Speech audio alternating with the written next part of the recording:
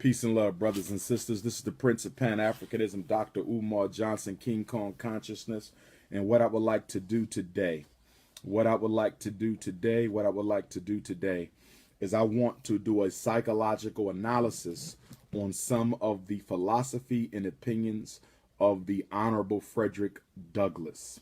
What I want to do today is I want to do a psychological analysis on some of the philosophy and opinions of the Honorable Frederick Augustus Washington Bailey Jr. You all know that I'm a blood relative of Frederick Douglass. You all know that I'm a blood relative of the great one. Okay. Get those volumes turned up. Okay. I just turned the volume up. Instagram, y'all should be able to hear me now. Okay. Facebook, y'all should be able to hear me now. Okay. Volume is low on Instagram. Volume is low on Instagram. What about now, Instagram? Y'all shouldn't be low because I got y'all up. Instagram, what the volume is. Can you hear? Instagram, give me a black fist if you can hear. Very low, I don't know why. The volume is up. Okay, you can hear? Okay. Can y'all hear Instagram? Facebook, y'all can hear, right? Facebook, give me a fist. It's okay. All right. I want to do a psychological analysis on some of the philosophy and opinions of the Honorable Frederick Douglass. 4 times great-grand cousin. We are descendants of the same grandparents, Isaac and Betsy Bailey. Rest in peace to them. Frederick Douglass was the first cousin to my 4 times great-grandfather, Stephen Henry Bailey, the same Stephen that he mentions by name in his autobiography. Shout out to the donors. I'm going to read some more donors. Karana Pinkins, $20. Thank you. Sister Karana, thank you. Anyone who wants to make a donation while we're live, please go to your Cash App, make a donation to the school, $FDMG school. Go to the Cash App, make a donation to the school, $FDMG school. Go to the Cash App, make a donation to the school fundraiser. We're trying to rehab 4 buildings.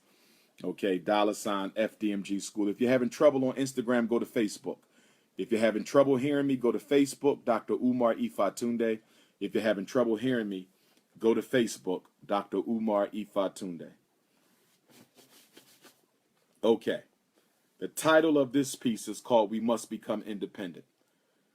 This was about Black independence. One of the reasons I selected this writing of the Honorable Frederick Douglass is because it is so very similar to the philosophy and opinion of the most honorable Marcus Messiah Garvey. Team Pan-African is about Black independence. Dr. Umar Johnson, my whole life is about Black independence. Being unapologetically African is about becoming independently African. We must be unapologetically African, but then we must also become independently African. You understand? So this piece by Frederick Douglass is about Black independence. He delivered this in 1848. Slavery was still legal and practiced in America. 1848. This was in Cleveland, Ohio. Shout out to Cleveland. I was there 2 weeks ago. Shout out to Dayton. I was there 2 weeks ago. Frederick says, quote, "In the northern states, we are not slaves to individuals, not personal slaves, yet in many respects, we are slaves of the community." I want y'all to think about that for a minute. Frederick Douglass says we're not slaves to people anymore. We are slaves to white community. Let's think about that. You want to know why your children are miseducated? Because we are slaves to white folk. You want to know why our people are unemployed? We are still enslaved to the community of white people. You want to know why our men are unemployed while our women are being beat by the police? Because we are slaves not to individual white folks, but to the white power structure as a whole. No longer slaves to individual Europeans, but slaves to the white power structure as a whole. Slavery is a synonym for dependency. Slavery is a synonym for dependency. I was on a radio interview last night.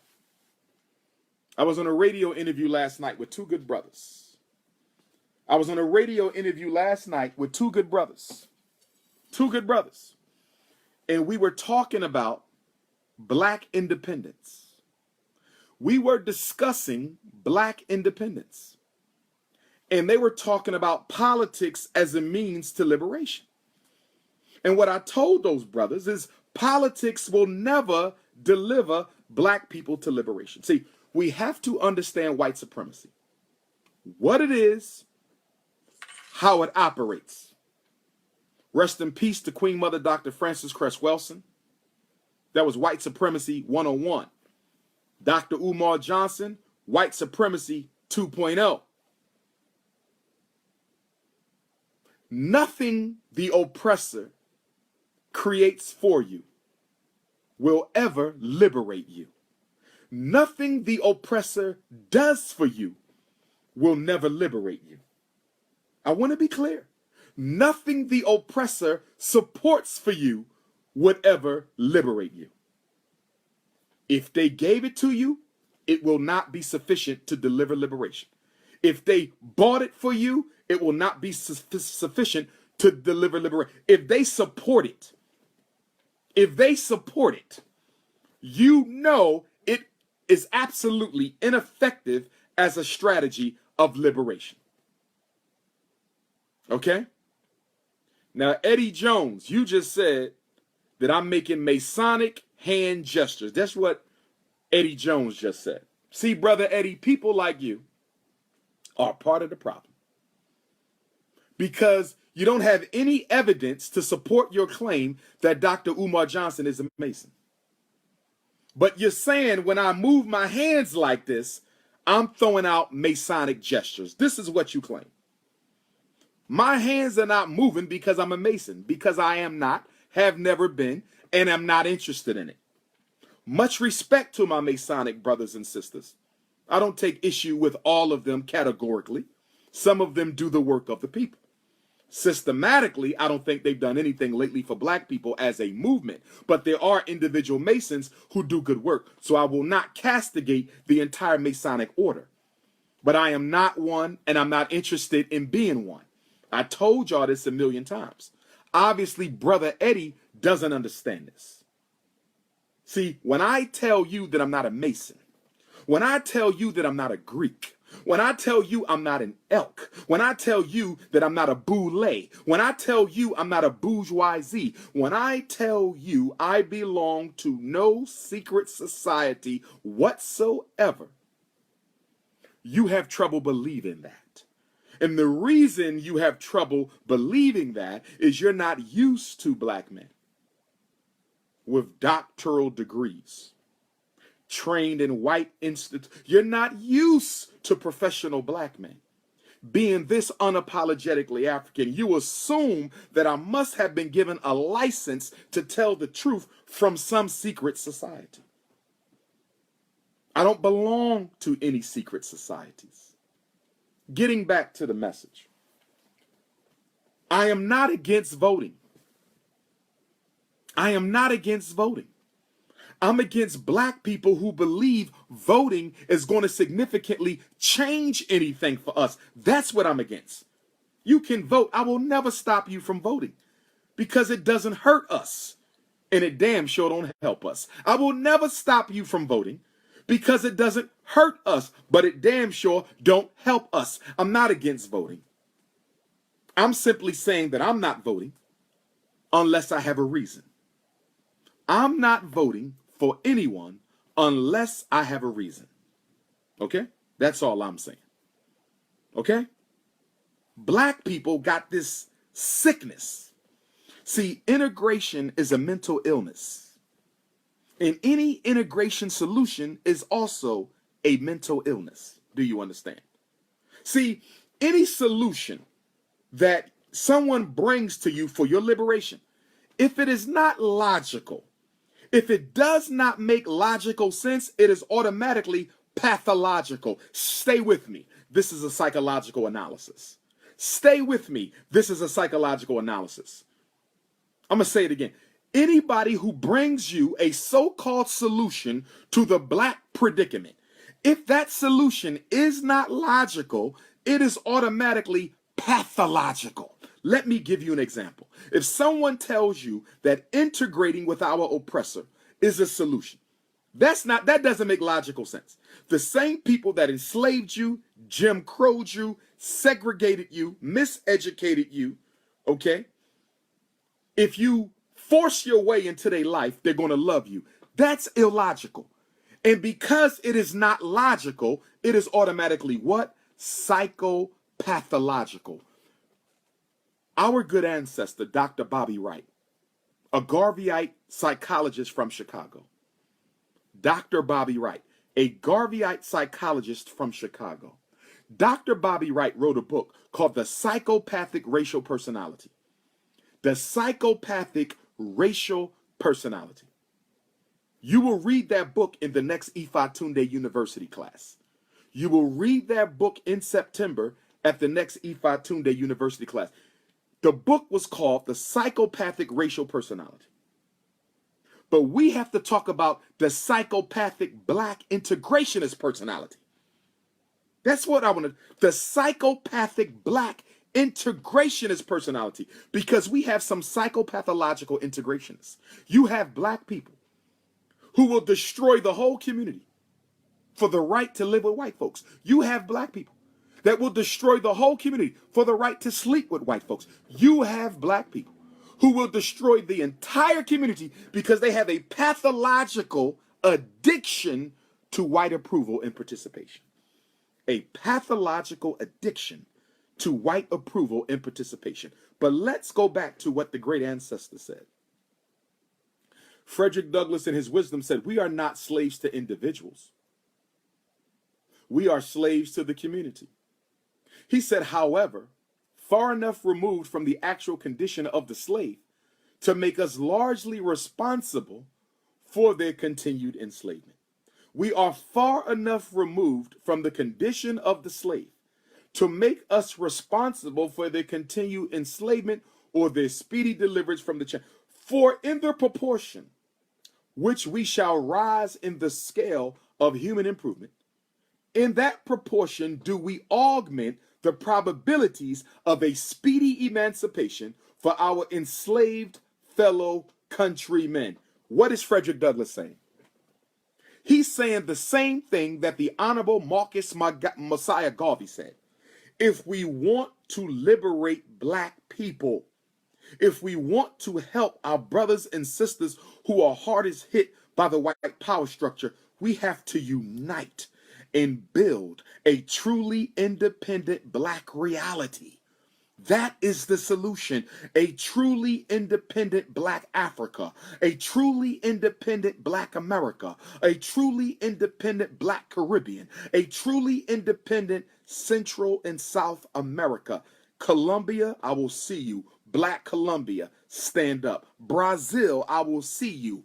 Black Brazil, stand up. Bermuda, Bahamas, Jamaica, I will see you soon. Stand up. Gambia, Ghana, I will see you soon. Stand up. Black Brussels, Belgium. Brussels, Belgium, I will see you soon. Long live Patrice Lumumba. Long live Patrice Lumumba, the greatest in Africa since Garvey.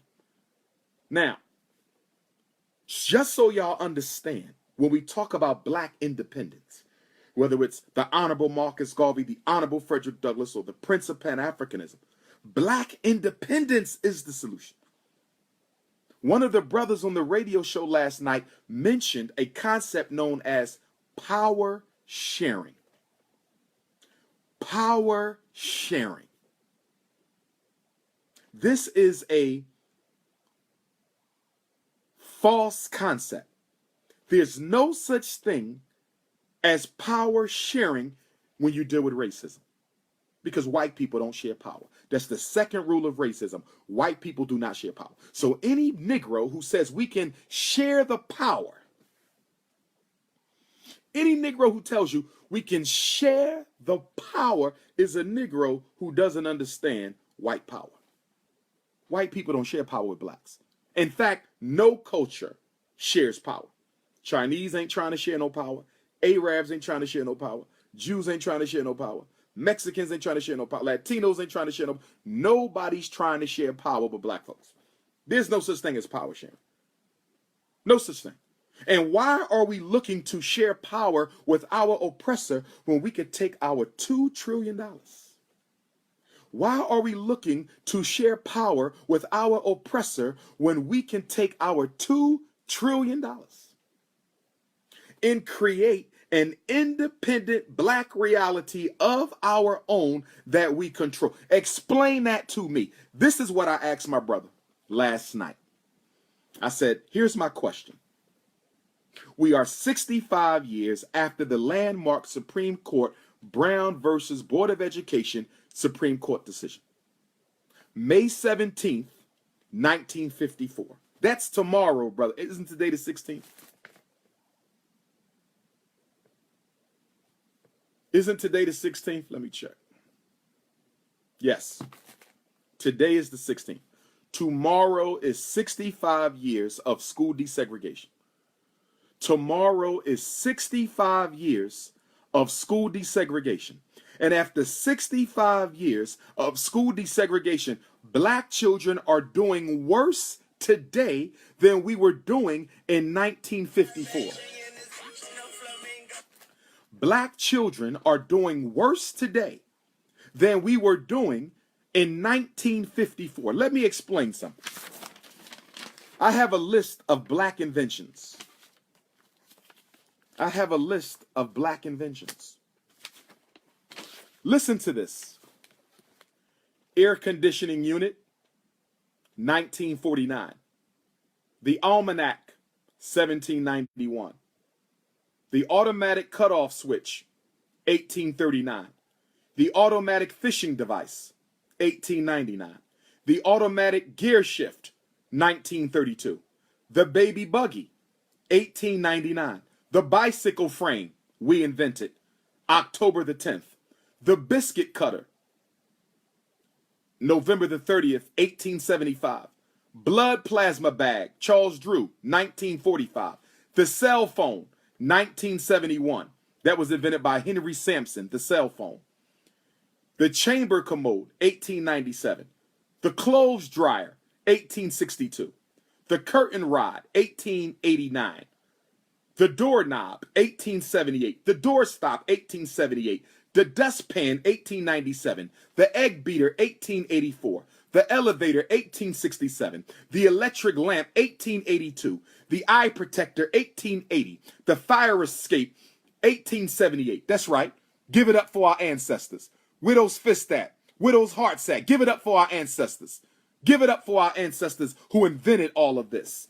The folding bed, 1899. The folding chair, 1889. The fountain pen, 1890. The furniture caster, 1878. The gas mask, 1914. The golf tee, 1899. The guitar, 1886. Can I ask y'all a question? Can I ask y'all a question? Can I ask y'all a question? Facebook and Instagram, I want to ask y'all a question. I just gave you 20 to 30 significant inventions, significant black inventions. The only one after 1954 was the cell phone.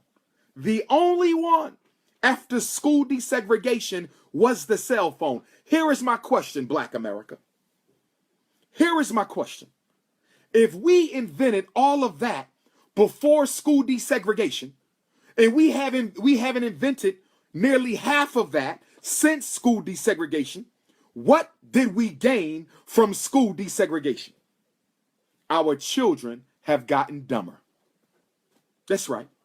Our children have gotten dumber. And that's a scientific fact. That's a scientific fact.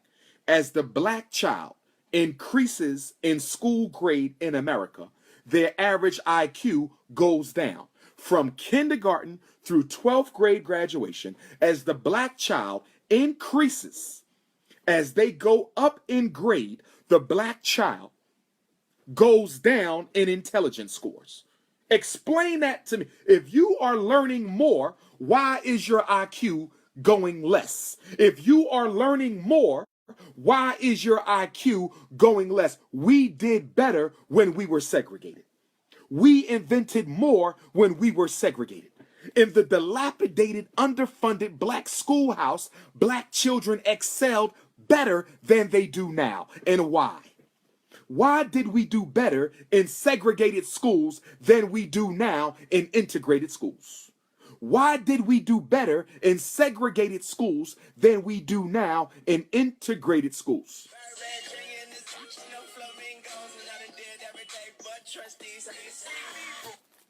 Why did we do better? You know why? Because black education prior to school desegregation, black education prior to school desegregation taught the black child how to maximize their intellectual capability and capacity. The black schools taught black kids how to think. Stay with me. The black schools taught the black child how to tap into the intelligence. The black schools taught the black child how to bring forth their God-given inner potential. That's why we invented all of this. Let me keep on going. Guitar, 1886. Some of y'all don't even know that the guitar was invented by a black man. Some of y'all don't even know that the guitar was invented by a black man. Some of y'all don't even know that the guitar was invented by a black man. Hairbrush, 1800s. Hand stamp, 1883. Horseshoe, 1885. Ice cream scooper. Ice cream scooper, 1897. Improved the sugar making process, 1846. Insect destroyer gun. Did y'all know we invented the gun to destroy insects? 1899. The ironing board, 1887. The keychain, the keychain, the keychain, 1894. The lantern, 1884. The lawnmower, 1899. We invented the lawnmower. And I have to go buy a lawnmower this weekend so we can mow the grass at the Frederick Douglass and Marcus Garvey Academy. I have to go buy a lawnmower today so we can mow the grass at the Frederick Douglass Marcus Garvey Academy. I'm not going to take no calls right now. Keep the donations coming on the Cash App. I'm going to read off more donations in a minute. Come on, y'all. Let's get these schools ready. I can't wait to have a grand opening at FDMG so we can do some more of this.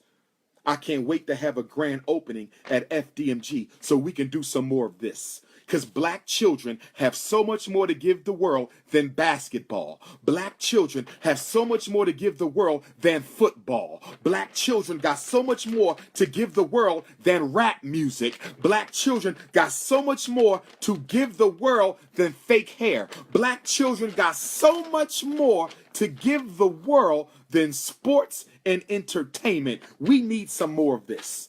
It's called black excellence. It's called black excellence. The Frederick Douglass and Marcus Garvey RBG International Leadership Academy for what? Black excellence. Let me keep on reading these inventions. Let's keep on going. Lunch pail, 1887. Lubricating cup, 1895. The lock, the 1800s. The lawn sprinkler, 1897. We invented all this before desegregation. Why did we need to desegregate the schools? Why did we need that? Do you realize that sending black children into hostile white schools is a form of post-traumatic stress disorder? You got black children. How can you learn when you're being victimized by the instructor? How can you learn when you're being victimized by the instructor? Our children are being traumatized by white teachers and white classmates. Traumatized by white teachers and white classmates. Do you see what's going on right now? What are they talking about right now? Right now, they're talking about there's a big problem because white teachers don't know how to teach slavery to black children. There's a big problem because white teachers don't know how to teach slavery to white children. Hold on right now. Shango is telling me to get my Shango sword. I'm going to put down the sword of Ifa. I'm going to put down the sword of Ifa. I got to get my Shango sword.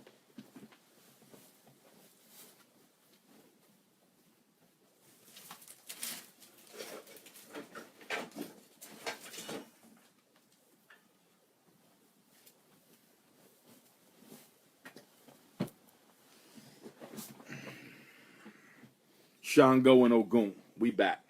I had to get the Shango sword. Frederick Douglass told me to come and get the Shango sword. Shango, Ogun.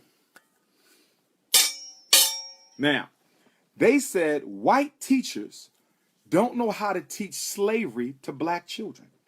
Now, slavery began in America over 400 years ago. Explain to me why you can't teach black children that your ancestors, maybe not your personal family ancestors, but your collective white ancestors committed the greatest crime in human history. Why you got a problem teaching that? Why do you have a problem teaching that your ancestors committed the greatest human atrocity ever recorded in history? Why can't you teach slavery? The reason they can't teach slavery is because white people have a superiority complex. The reason they can't teach the truth about slavery, the reason why this is such a big deal now, is because the white superiority complex and the white God complex, see, they need us to always view them as our saviors. They need our children to always view them as our saviors. So if black people are taught, and we have been indoctrinated for 400 years to view whites as our savior, if you turn around and teach black children that your white saviors are the very people responsible for putting you in the condition that you are in right now, that creates a significant intellectual conflict of interpretation. That creates a significant intellectual conflict of interpretation. Oh, yes. Oh, yes. That's a significant conflict of interpretation. So it's not that they can't teach them. They don't want our children to ask the question that no white person wants to answer. And that is, why are you the only people in human history to have dehumanized another people? Why are you the only people in human history to have ever dropped an atomic bomb on another people? Why are you the only people in human history that made it absolutely mandatory that slavery be perpetual intergenerationally from now until the end of time? They don't want to answer those questions, because if they answer those questions, you start tapping at the reality of what racism really is. You start tapping at the reality of what white supremacy really is. That's why we need the Frederick Douglass Marcus Garvey Academy, because we're going to teach white supremacy as a science. They will understand it. They will understand it. There's no trouble teaching slavery. The trouble is the more you teach black children the truth about slavery, the more you teach African children the truth about slavery, the more you reveal. The more you reveal the inherent evil of white consciousness. The more you teach black children about slavery, the more you reveal the inherent evil of white consciousness. That's right. They don't know how to teach slavery. This is what I'm going to do. This is what I'm going to do. If you live in a school district where white teachers are having trouble teaching black children about slavery, I'm going to offer you one or two things. If you live in a school district where white teachers have trouble teaching black children about slavery, I have an offer for you. Number one, I will come and teach our children about slavery for you. The prince will come. I will come to your school. Last time I checked, I was a certified school principal. Last time I checked. I will come to your school and I will teach your children about slavery. And if you don't want me teaching our black children about slavery, let me do the in-service. Let me do the professional development. And let me teach white teachers how to teach slavery to black. I will do it for free. You don't even have to pay me. Just get me there. I will do a free in-service. Any school in America, public school, charter school, parochial school, private school, independent school, any white school that got trouble teaching black children about slavery, bring in the most requested black scholar in the world, and I will teach the children for you. You can go to lunch, go to Starbucks. Take your ass to Starbucks and give them to me, and I promise you that by the time I'm done, I only need one day, they will know everything about slavery. But the problem with that is they will also know everything about you. The problem with that is they will also know everything about you. That African Sun Tzu told us. That African Sun Tzu told us, if you know your enemy and don't know yourself, you have a 50% chance of dying in battle. If you know yourself and don't know your enemy, you have a 50% chance of losing that battle.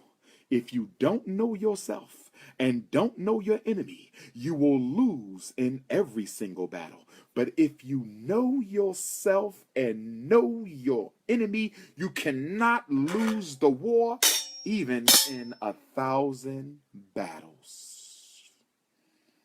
This is an intellectual war.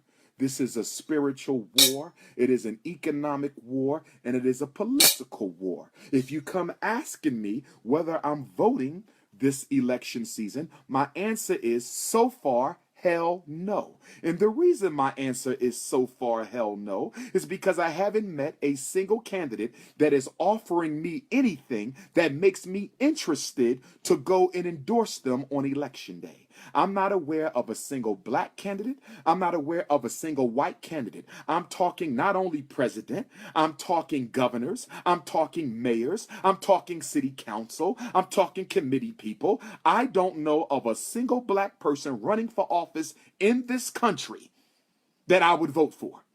Pennsylvania to California, Texas to Detroit. I don't know of one. You know why? Because I don't see none of them dealing with the 5 major problems of black America. And stop telling me about some damn universal Obama health care. Stop telling me about some damn universal Obama health care. That was not for blacks, that was for poor whites, and black people only benefit as a consequence. I'm going to say it again. Obamacare was not for blacks, it was for poor whites, and black people only benefit as a consequence of that. Don't play with me. What are the 5 major problems in black America? What are the 5 major problems in black America? And I say these in no order. Whatever order you want to choose don't matter to me. What are the 5 major problems in black America? I say these in no order. Whatever order you want to choose is perfectly okay with me.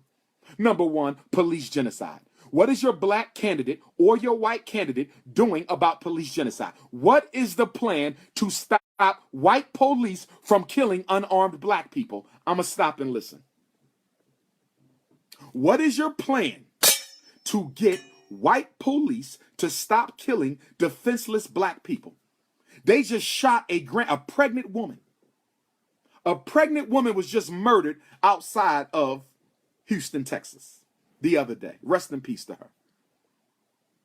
Can somebody explain how why does a white police need to kill a pregnant black woman, but y'all didn't kill Dylan Roof and he was armed? When Dylan Roof walked into a church in South Carolina and murdered what, 9 of our family, including 6 women? Y'all took him armed and dangerous to Burger King. Y'all took Dylan Roof armed and dangerous to Burger King. How in the hell you take Dylan Roof armed and dangerous to Burger King, but you kill a pregnant black woman? Help me explain that. What is the Black Democrats' agenda for police genocide? What is the Congressional Black Caucus agenda for police genocide? What is the National Action Network's agenda for police genocide? What is the Urban League's agenda for police? What is the NAACP's agenda? What is the Masonic agenda for police genocide? Somebody help me. You want me to vote? Give me a reason. You want me to vote? Give me a reason.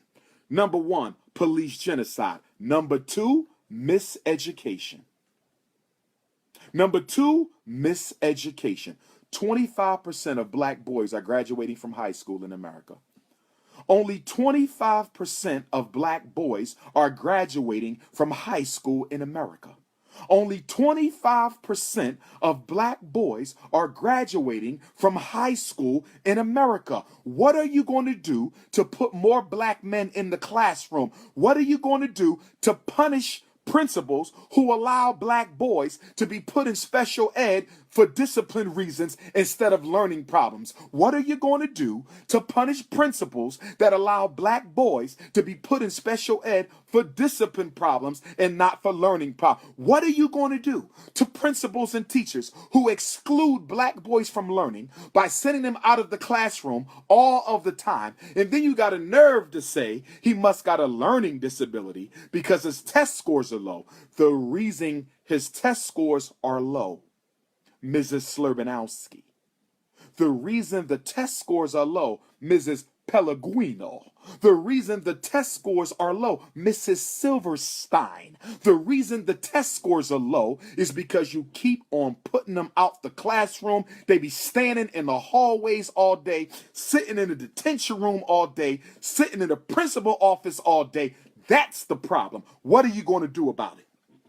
What are you going to do to put the industrial building trades back in the high schools? What are you going to do to put the industrial building trades back in the high schools and stop making our kids go to college so they can be financially exploited by the banks of America? When we going to put that plumbing program back? Graduate with your license. When we going to put that carpentry program back?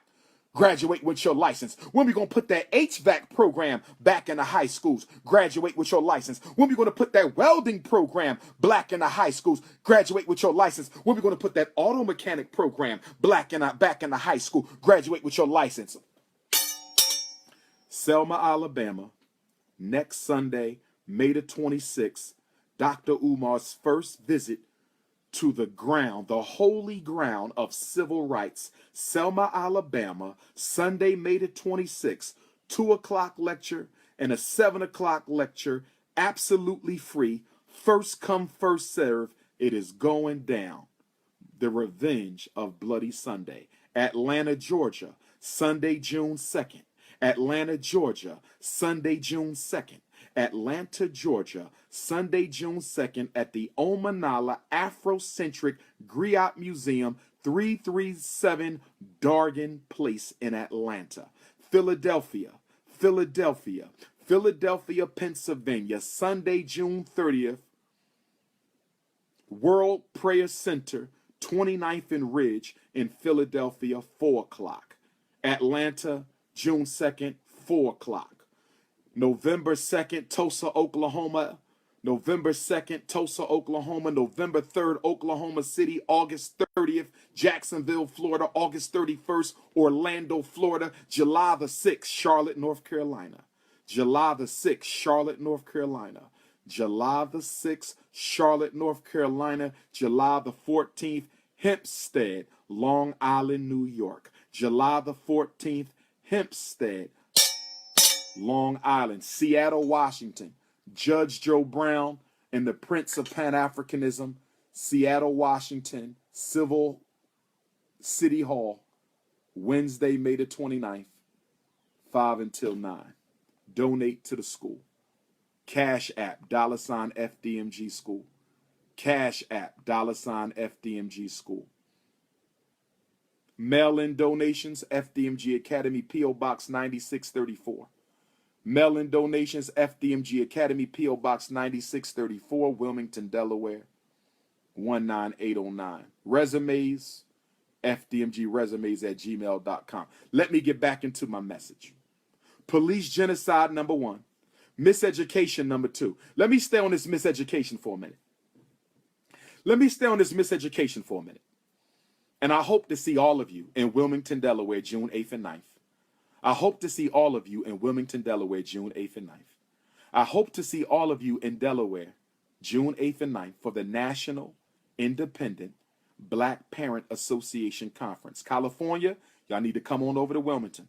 Texas, y'all need to come on over to Wilmington. Chicago, Milwaukee, Detroit, y'all need to get on down here. Cleveland, Cincinnati, Columbus, get on down here.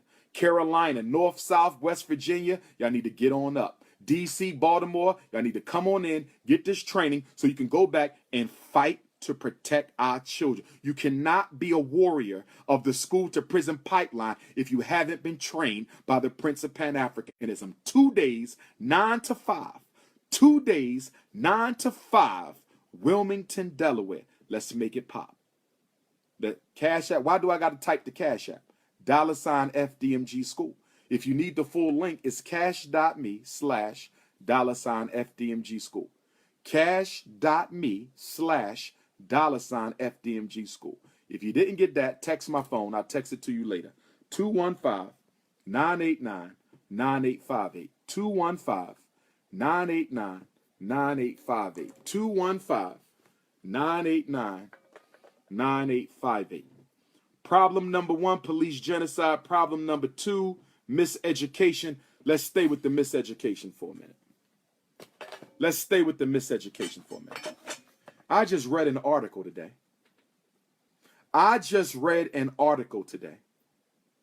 If you need my speaking schedule, text me. If you want to go to Africa with me this summer, text me. I'm looking for a black contractor to come and do all the work at the school for me. I'm looking for a black contractor to come to FDMG and do all the work for me at the school. I'm looking for some black contractors to donate their time. HVAC, electric, plumbing, sprinkler system, roof, carpentry. Donate the time so we can get the school up for our boys. Come on, black men. Come on, black men and women. Donate your time. I can pay for the materials. Donate your time. Come to Wilmington. Fix this damn school up. There's no reason why this school shouldn't be up and running by the end of this summer. There's no reason why the Frederick Douglass and Marcus Garvey Academy is not up and running by the end of the summer. I'm doing all I can do. I am not a contractor. I am not a plumber. I am not an electrician. I am an educator. I am a psychologist. I am a political scientist. I do not have a building trade. You understand? So I got to depend on y'all. If I had a building trade, I'll fix the school myself. So I'm asking for some of you to care enough about our boys to get this damn school in order so we can get to the business of educating in black excellence. We want to make this invention list longer. That's why I need y'all to donate. Darian Lamore, the school is a scam. Have a nice life, asshole. I read an article today. And the article said that black children were more likely to graduate if they had a black teacher. Listen to me. I read this today out of a white news magazine. Research, because y'all don't listen to me. Y'all need white people to come and confirm what Dr. Umar been telling you for 20 years. I've been told y'all this, but there's a new research out. I read it today. They said that the research has shown that black children do better in school, have higher self-esteem, and are more likely to graduate with a black teacher. Really? Are you surprised? Why is that so mind-blowing to know that black kids do better, have a higher self-esteem, and are more likely to graduate if they have a black teacher? I've been told y'all this. So if we know that black children do better, are more likely to graduate, and have a higher self-esteem, that means School desegregation destroyed the self-esteem of black children. School desegregation is a main factor in the low graduation of black children. School desegregation is one of the biggest factors in the low expectancies that black kids have about themselves. In other words, a white teacher is toxic to a black child. That's what white folks have found. That's right. If a black teacher is better, then what is a white teacher? If the self-esteem goes up with a black teacher, what happens with a white teacher? If the black kid is more likely to graduate with a black teacher, what happens with the white teacher? If the black kid is less likely to be sent to special ed with a black teacher, then what happens with a white teacher? It's the reverse. It's the reverse. It's the reverse. So if you want me to vote for you,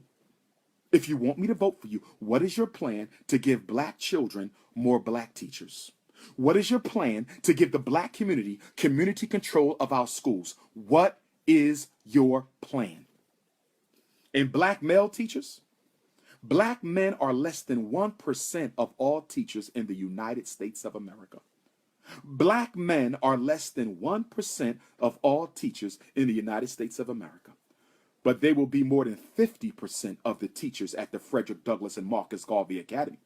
They will be more than 50% of the teachers at the Frederick Douglass and Marcus Garvey Academy. Black men, send them resumes in. Black men, send them resumes in. Sisters, you can send yours in too. But black men, our boys need men. I'm looking for strong alpha males. Okay? Strong alpha males, send those resumes in. fdmgresumes@gmail.com. fdmgresumes@gmail.com. fdmgresumes@gmail.com is what we're looking for. My thing is y'all need to, what happened? I'm in the process of relocating to Wilmington, Delaware, so the apartment is a mess right now. Y'all don't need to see all that. I'm in the process of relocating to Wilmington, Delaware. I'm in the process of relocating to Wilmington, Delaware. I'm in the process of relocating to Wilmington, Delaware. So, brothers and sisters, number one, police genocide. Number two, miseducation. And let me say this about miseducation, which is also interesting.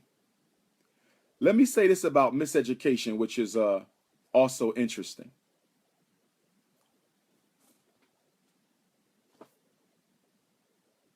Only 1% of all teachers in the white suburbs are black. Of all teachers in the white suburb are black. What does that mean? Only 1% of the teachers in the white community are black. Okay? Okay? So, if only 1% of the teachers in the suburbs are black, why are 60, 70, 80% of the teachers in the black community white? Can somebody answer that for me? Can somebody answer that for me? Can somebody answer that for me? If only 1% of the teachers in the white suburb are black, why are 70, 80, 90% of the teachers in the black community are white? Y'all want to come over and clean my apartment? Okay. Y'all want to help me pack up for Delaware? Okay. I need 4 queens.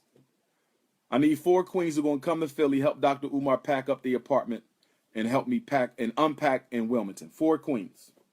If you're interested in being a part of my packing team, only queens, 4 queens, shoot me a text. You can come help me pack up the apartment and unpack in Delaware. All right? So, number 3. Okay? Number 1, police genocide. Something wrong with my iPad Instagram. I don't know why I keep going in and out.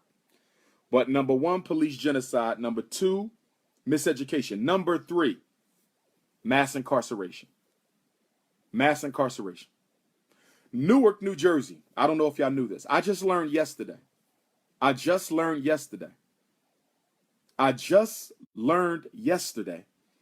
that Newark, New Jersey is building 3 new prisons. I wish I knew this during my lecture.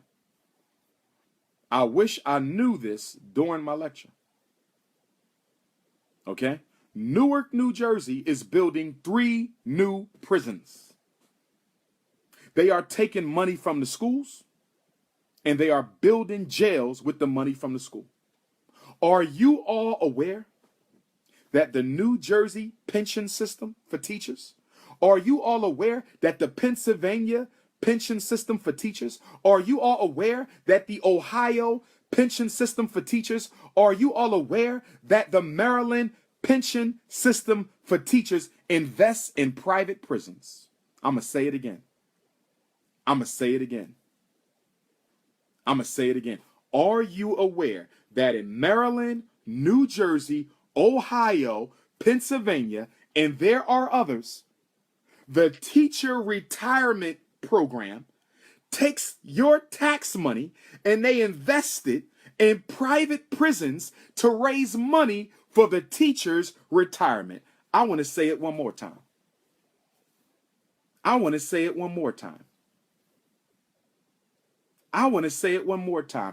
Are you aware that in Pennsylvania, Maryland, New Jersey, and Ohio, and they are not alone, on more than half the states in this country, invest in private prisons in order to raise money for teacher retirement? Can I ask you a question?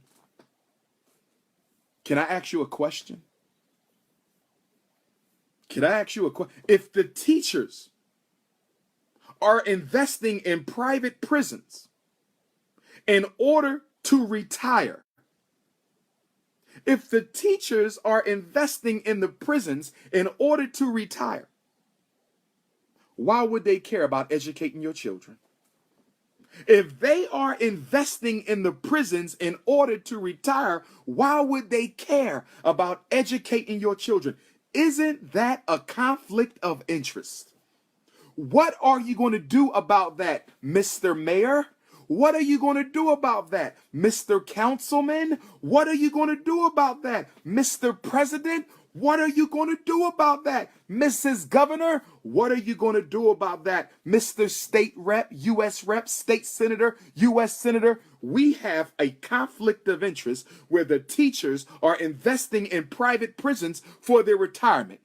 And in order for them to make money, the kids cannot learn how to read. In order for them to make money, your son got to end up on Ritalin. In order for them to make money, your baby got to be diagnosed with ADHD. In order for them to make money, the children got to go to special education.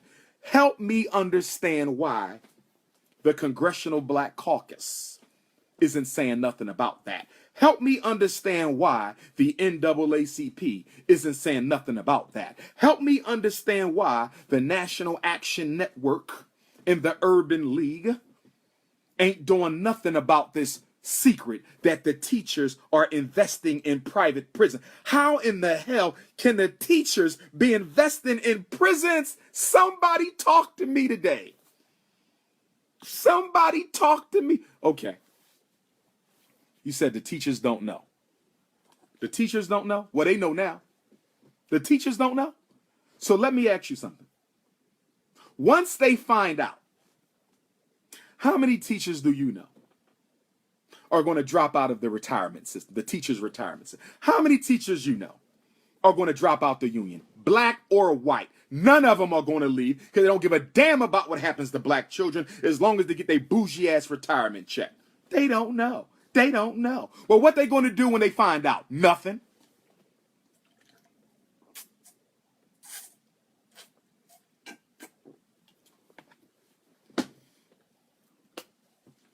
How do I feel about the new Black Panther Party? I love the new Black Panther Party. Those are my brothers. Shout out to Hashim and Zinga in Atlanta. Shout out to all the new Black Panther Party brothers. I'm cool with the Panthers. They all right with me. They done security for me. They looked out. I got a lot of good brothers in the Nation of Islam. Shout out to them. I got a couple of haters in there too, but that's all right. Most of the nation, they love me and I love them. We all right. I get love out the Hebrew camp. I get love in all the camps, and I got love for all the camps. You understand? I respect where they stand at. My rosters, you know how we get down. Me and the rosters, the Bobo Shanti, you understand? That's two peas from the same pie. We come together. We just link up like Voltron. You know how me and the Bobo Shantis get down. That's Pan-African. That's Garveyism all day. You understand? I respect what they believe in, and they respect what I believe in. Okay? Number 3. Well, 1 was police genocide. 2 was miseducation. 3 was mass incarceration. Number 4, gentrification. Gentrification. What are you going to do to stop the white folks from going into Charlotte, North Carolina? What are you going to do to stop the white folks from going into Dallas, Texas? What are you going to do to stop the white folks from going into Oakland, California, Los Angeles, and moving black people out in the name of real estate? It's called ethnic cleansing. What are you going to do to stop the white folks from coming into Philadelphia, Washington, D.C., Baltimore, Maryland? Shout out to Baltimore. Y'all got to hold strong, Baltimore, because now Baltimore is being gentrified by the white folks buying up the houses for $1. What are you going to do about gentrification? Detroit is being gentrified. Chicago is being gentrified. Milwaukee is being gentrified. Tulsa, Oklahoma is being gentrified. Oh yes, I keep up. I read about all black people. I'm a Pan-Africanist. I am obligated by ideology. I'm a Pan-Africanist. I am obligated by ideology to study the conditions of African people everywhere. I am obligated by ideology to study the conditions of African people everywhere. So I read newspapers from Oklahoma, black newspapers from California. I see what's going on. I was reading a black newspaper in Jacksonville, Florida, because part of being an orator, part of being a minister of Marcus Garveyism is you got to know what's going on with black people before you show up. I got to study Selma before I get to Selma next Sunday. I got to study Atlanta, Georgia before I get to Atlanta, Georgia on June 2nd. I got to study my hometown of Philadelphia before June 30th. I got to study Orlando, Florida before August the 31st. I got to study Charlotte. I got to study Charlotte, North Carolina before July 6th. I got to study Long Island, Hempstead, New York before July the 14th. I got to study the Bahamas before I get there. I got to study Bermuda before I get there. I got to study Brazil before I get there. I got to study Colombia before I get there. I got to study Brussels before I get there. I got to study Ghana before I get there. I got to study, where else am I going? Senegal before I get there. I got to study Swaziland before I get there. Because I am obligated as a Pan-Africanist. I am obligated as a universal African nationalist. I am obligated as an African race nationalist. I am obligated to know what's happening with my people. Gentrification. The black politicians knew that white folks was going to start moving us out of our homes back in 1990. Real estate decisions are made at least 10 years in advance. They knew in 1990 that they were going to start moving black folks out in the year 2000 with the election of George Bush. And not a single black politician made us aware of this. Not a single black politician helped us prepare for the real estate takeover. Ethnic cleansing. This is called ethnic cleansing. They are moving you out, and they use the charter schools to do it. They are moving you out, and they use the charter schools to do it. They are moving you out, and they use the charter schools to do it. Instagram, I got to start you over because your time ran out. I'm going to take some questions in a minute. Let me finish this. How do they use And for all my scholars, well, conscious people who talk, stop stealing my material. I'm getting sick and tired of y'all plagiarizing my talking points. Don't give me no credit and then want to hate on me with my own information. Stop stealing my talking points. Go get your own. I'm getting sick and tired of people sending me YouTube clips of him, YouTube clips of her, YouTube clips of them, YouTube clips of him, YouTube clips of that one, and y'all stealing my material, regurgitating my information. Don't give me credit and then want to nerve. How you going to hate on the man who teaching you? I'm your favorite scholar's favorite scholar. I'm your favorite speaker's favorite speaker. I'm your favorite researcher's favorite researcher. I'm your favorite doctor's favorite doctor. The person you like watching watches me to learn what to say. The person you like watching the most studies the prince. That's facts.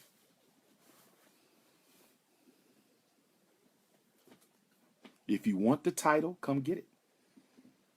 If you want the title, you got to take. You can't hate it away. You can't plagiarize it away.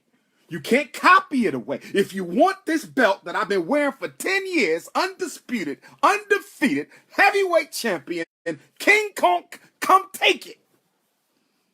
Can't none of y'all tie my shoes.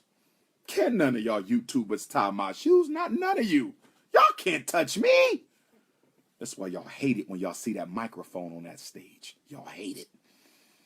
Y'all try to turn the microphone off. Y'all try to turn the sound down. Because y'all know once he get on that microphone, God is going to come in that room. Whenever that man right there touches the microphone, just like Garvey before him and Douglas before him and Nat Turner before him, if he gets to that microphone, there's nothing we can do about it.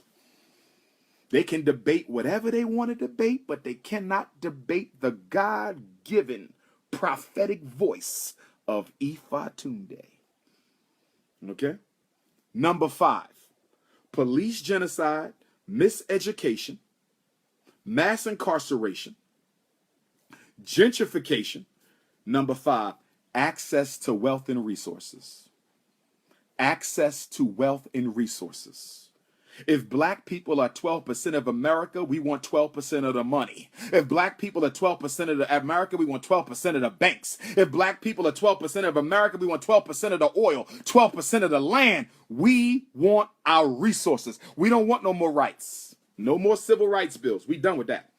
Because all y'all going to do is give it to the women, the gays, and the immigrants anyway. We don't want no more civil rights bills. I don't want to see another civil rights bill. We're done with that shit. No more bills. I'm going to put that on the t-shirt. No more civil rights bills. Because all you're going to do is make it look like it's for black folks, put a black president in office, Obama, and give it all to the gays. And no more civil rights bills. We don't want no rights. We don't want no laws. But we will take resources and loans. Keep your rights, give me the resources. Keep your laws, give me some bank loans. And I'm not talking about no $5,000 small business loan. We don't want that crap. We're going to give out $7,000 small business loan. What the hell we going to do with a $7,000 small business loan? And the sickness about this little small business loan that y'all giving black folks. The sickness is the bank that gave us the $7,000 loan got $7 million worth of black people's money stored up in it. Ain't that something? The same bank giving out a $7,000 loan got $7 million worth of black people's money stored up in their coffers, and they want to be stingy with our money. How the hell you going to have a problem loaning black people their own money? That's why we got to build black banks. That's why we got to build black banks, black credit unions, black savings and loan. Frederick Douglass said black independence. Marcus Garvey said black independence. Jean-Jacques Dessalines, black independence. Patrice Lumumba, Kwame Nkrumah, Amilcar Cabral, Steve Biko, Robertson Fuquay. Black independence is what we fighting for, brothers and sisters. Black independence. So, if you want me to vote, I'll vote for you. But you better have an answer for the 5. 5 plans. If they ain't got 5 plans, when y'all go to the town hall meeting, y'all better ask them, do you have a plan to eliminate police genocide? Do you have a plan to eliminate miseducation? Do you have a plan to change the mass incarceration laws? Do you have a plan to stop ethnic cleansing? And do you have a plan to redistribute the wealth of America so black people get their share? Because after all, we built this damn place. Arabs ain't built America, black people built America. Chinese ain't built America, black people built America. Jews ain't built America, black people built America. Mexicans ain't built America, black people built America. Anglo-Saxons ain't built America, I built America. So don't talk to me about no damn minority set-asides, because I'm not no damn minority. That's for your immigrants. I was not an immigrant. My ancestors were imported. My ancestors were imported. My ancestors were not immigrants. My ancestors were imports. Remember, you didn't even consider them people. Remember, I am not an immigrant. I am an import. And as an import, there is no other group you can lump me in with. And black people, this is why we got to be unapologetically African. See, Selma, Alabama, I can't wait to see you next Sunday. Seattle, Washington, I can't wait to see you next Wednesday. Atlanta, Georgia, I can't wait to see you June the 2nd. Wilmington, Delaware, NIBPA, I can't wait to train y'all June 8th and 9th, 2 days, Saturday and Sunday. I can't wait. Philadelphia, Sunday, June 30th, Garden of Prayer, 29th and Ridge, we got some talking to do. And for all my black men, don't forget, black men, it's time for the Black Men's Convention. It's time to unite the black men. I'm not playing. I'm tired of this police killing our women. I'm tired of this. It's time for us to stand up. It's time for us to stand up. I don't want to go into all that because that ain't for no social network. But I'm calling on all black men. Find places in your city that can seat 500 black men. Go to the church and tell the church, listen, we having a black men's town hall meeting at your church for free. We ain't charging and you ain't charging. I'm going to say it again, black man. Go to the churches in your city and say Dr. Umar is coming to moderate a town hall so we can come up with a plan of action, a black agenda for this city. And it's going to be at your church, whether you like it or not. We not charging, Dr. Umar not charging, and you ain't charging. Do you understand, Pastor Pork Chop? Do you understand, Deacon Watermelon? Do you understand, Reverend Chicken Wing? We not paying you, and the people ain't paying us. This ain't about money. This is about liberation. All my brothers out there, every city, brother, every city. But we're going to start off regional. We need regionals. I want to do 8. I want to do 8. So we need, obviously, got to be one in LA. Obviously, it got to be one in New York. Obviously, it got to be one in Houston because they're so large. Chicago is the 4th. Those are 4 required. LA, New York, Chicago, and Houston, because those are our 4 biggest cities. Philadelphia is 5th. Okay, but it doesn't necessarily have to be in Philly. It could be D.C. It could be Maryland. Do you understand? It could be Virginia. And then we need one in the Southeast. We need one, so probably Atlanta, Alabama, Georgia, South Carolina. We need one. Then we need one in the Deep South, Louisiana, Mississippi, Arkansas, right around there, Tennessee maybe. Okay, then we need another one more towards that because I don't want to leave nobody. I want to make sure we look at the map. We look at the map of America and we strategically put 8 because I want all black men who care to be able to get there. All black men who care, we need them to be able to get there. I love you too, Chicago. September 2nd, Chicago, Illinois, at the Chicago African Arts Festival. My new book will be released, Black Parent Advocate in Chicago, Chi-Town. I love you. Y'all took me into the world. Y'all introduced me to the world. New York City, I love y'all. Y'all also helped introduce me to the world. Chicago, New York, you know how we get down. I want to go to the phones. If you have a question for Dr. Umar, you can do it 2 ways. Go to Instagram and tap in, or call me at 215-989-9858. Go to Instagram and tap in, or call me right now, 215-989-9858. Phone lines is open. Phone lines is open. Donations. Marlene, $50. Sonia, $10. Gary, $10. Thank you for the donations, y'all. Peace and love. You live with Dr. Umar Johnson. With whom am I speaking? Hey, Doc, you speaking with Christopher, man. Brother Chris. What's going on, Brother Chris? What's popping in Houston? Hey, I'm blessed to be alive, brother. Just working hard. I met you at the shrine when you came down here. I took a picture. You signed my sweater, signed my hat. And, man, we had a good time. Blessings, brother. I look forward to coming back down to Houston, too. Back to the shrine. It's been a minute. That was Kwanzaa. That was Kwanzaa of 17, I believe. Yes. Yes, sir. So it's been almost 2 years. It was, New Year's Eve. Yes, sir. Yes, sir. I got to get back down to Kwanzaa. Yes, sir. I got to get back down to Houston. Go right ahead, brother. Last night, I was talking to a black queen, and I was telling her that, we all pretty much slaves. I said, we don't own nothing. I said, if all these grocery stores stop selling clothes, shoes, we are starved to that because we don't own nothing. She cursed me out.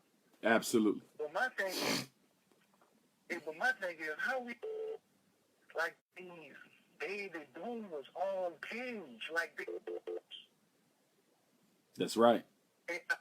I think the baby boomers, they don't even know, they lost, I actually feel sorry for them, because they really think somebody coming to save them. True. It's true, and brother. I talk to my aunts, because all my aunts are between 62 and 69. Yes, sir. So when I'm talking like this, I'm like the devil to them. I'm like somebody who being managed or being disrespectful. But I'm tired of seeing my people paying rent, and I'm tired of going to the corner store and seeing people behind the counter that don't even look like me. Absolutely, brother. Man, that put tears in my eyes. I don't even shop. I don't do nothing no more. I mean, if I do, it's going to be black. That's right. I mean, like you said earlier, the black dollar is the black power. The black dollar is the black power. That's right, brother. And I just say, whatever you do, don't stop, Doc. We need you more than ever. Appreciate you, brother. Whenever you're going to get that all men meaning, please let me know. I'm coming. I'm bringing all my little nephews. It could be about 20 of us. Yes, sir. Yes, sir. So I'm coming. I'm going to pack the house, man. We on I'm 32 years old. I need you more than ever. All my brothers, we're on the same day, so we need it, man. I was saying about 90 million of us. Yes, sir. In the U.S. Yes, sir. Imagine if we get 30 million black men to give $100 every week. That'll change everything. Change the whole reality, brother. Change the whole reality. But we got to change that mindset, though. The problem is we ain't changed the mindset. We got to change the mindset, bro. It hurt, man. I'm trying to get, all the young men, it's time, man. It's time, brother. No, when it's time. It's time. We going to make it happen, bro. Let me do this. I'm going to run and take another call. Do you have my cell number? Yes. Okay. Yes. Shoot me a text so I can lock you in. We show love from New Orleans and Houston. Keep doing what you're doing, Doc. Thanks a lot, black man. I appreciate you. All right. All right, now. Peace and love. You live with Dr. Umar Johnson. With whom am I speaking? My name is Charlie out of Los Angeles. Sister Charlie out of Los Angeles. How you doing today, my sister? I'm fine, thank you, brother. How are you? All is well. What's on your mind?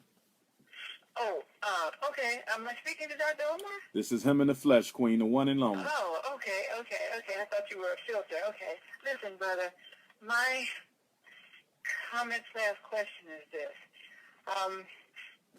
I was a little concerned. I spoke with a couple of brothers that I know because everybody is very emotional right now at this point. The sister being killed like that by the police in Dallas is simply just, to me, the straw that broke the camel's back. That's been going on constantly all day, every day, even before we got the cameras and social media to be able to expose it. So I'm thinking like this, though. See, if brothers, not only black men, but any men that are supporting of this travesty get together. Don't be baited by this white man's world into trying to put together weapons to fight him, to go get guns and stuff. He can always get much bigger guns, and he has much bigger weapons. Our weapons have to be some type of unity, and it has to be the men first. I don't think you can pay any attention to the women. I think the women, the sisters and stuff, as your previous caller mentioned, and how mean this sister or queen was to him, I think we'll fall much more in line once we see the men step up. So if the churches and all the people that you spoke of, if the men would unite in that way, the way you strategically just laid it out just a few minutes ago, that we could also boycott everything. You know, don't nobody go to work, don't nobody go to school, don't nobody go to buy nothing or whatever. Some kind of way to unite and make this happen. So what do you think about that? That's just my suggestion. I agree with you, Queen Mother, that the last stage of struggle is military. That's the last stage. I would say that you are correct. That's not the first thing that we should be thinking about. Okay, but we must think about it because it will be the last stage. When all other systems of white supremacy to control black people have broken down, once the propaganda system have broken down, once the educational system has broken down, once the political system has broken down, once the white man's ability to strain you economically has broken down, when he has exhausted every means at controlling the black revolution, he will resort to his military. So we must be realistic. We must be realistic. It will have to be dealt with sooner or later, but it is the final analysis. It is not the first analysis. It is the final analysis.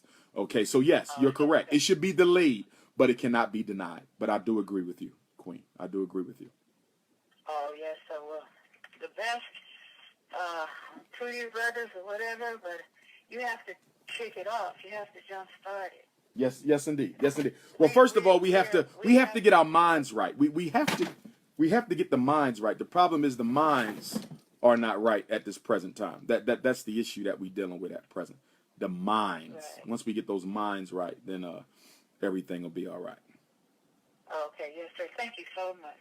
No problem. Thank you for that call, Queen. You're welcome. All right.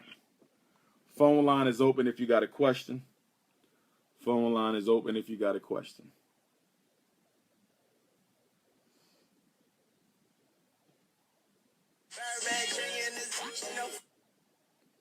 Dr. Umar Johnson is live. Who am I speaking with? Peace and love.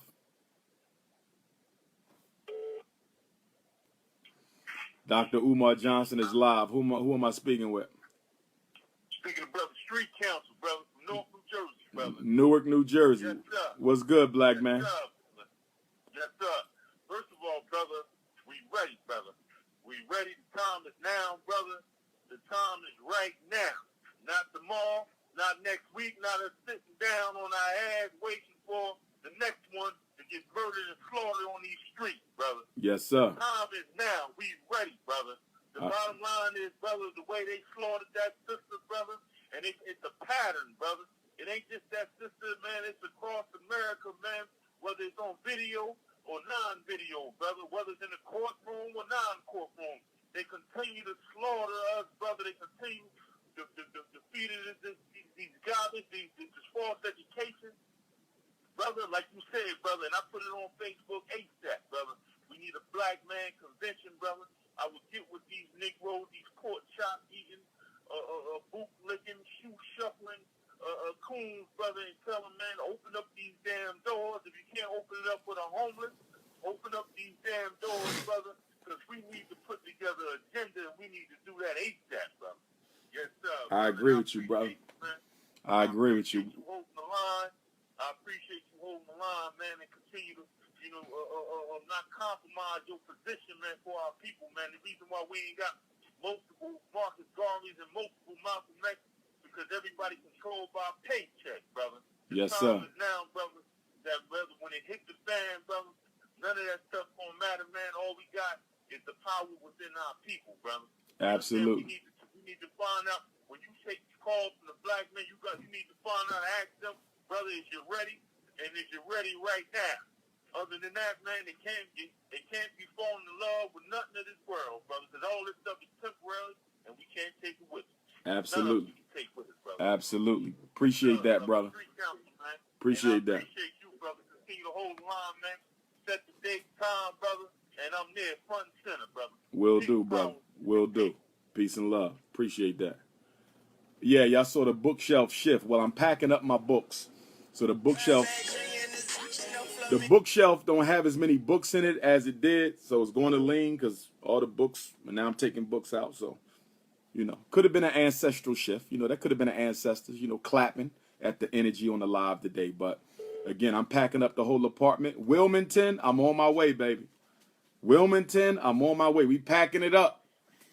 I've been here 10 long years, and I got a lot to pack, too. I got to pack up all my trophies, my statues, my books. Woo! I need them queens. going to come help me pack up and unpack. We need that. Peace and love, Queen. You live with Dr. Umar. Who am I speaking with?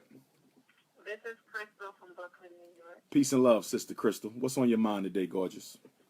I really want to know how you feel about this abortion law they had just passed. It's mind-boggling to me. So I want to know your views on that.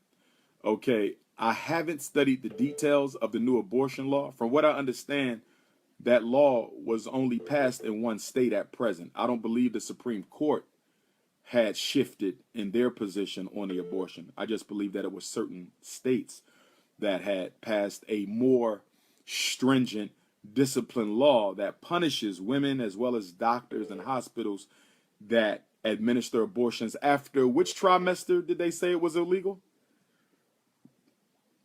How late do they allow the abortions, Queen, from what you saw on the law? I'm not sure it hasn't gone into that, to be honest. It's just that I'm so mad that you feel like you would tell a woman what to do with their body. Because, they're saying that whether you got raped or, whatever, why you feel like... Did they outlaw abortion due to rape? Did they flat out outlaw that? Yeah, you can, whether you get raped or you have to get pregnant by incest, an abortion, that's why.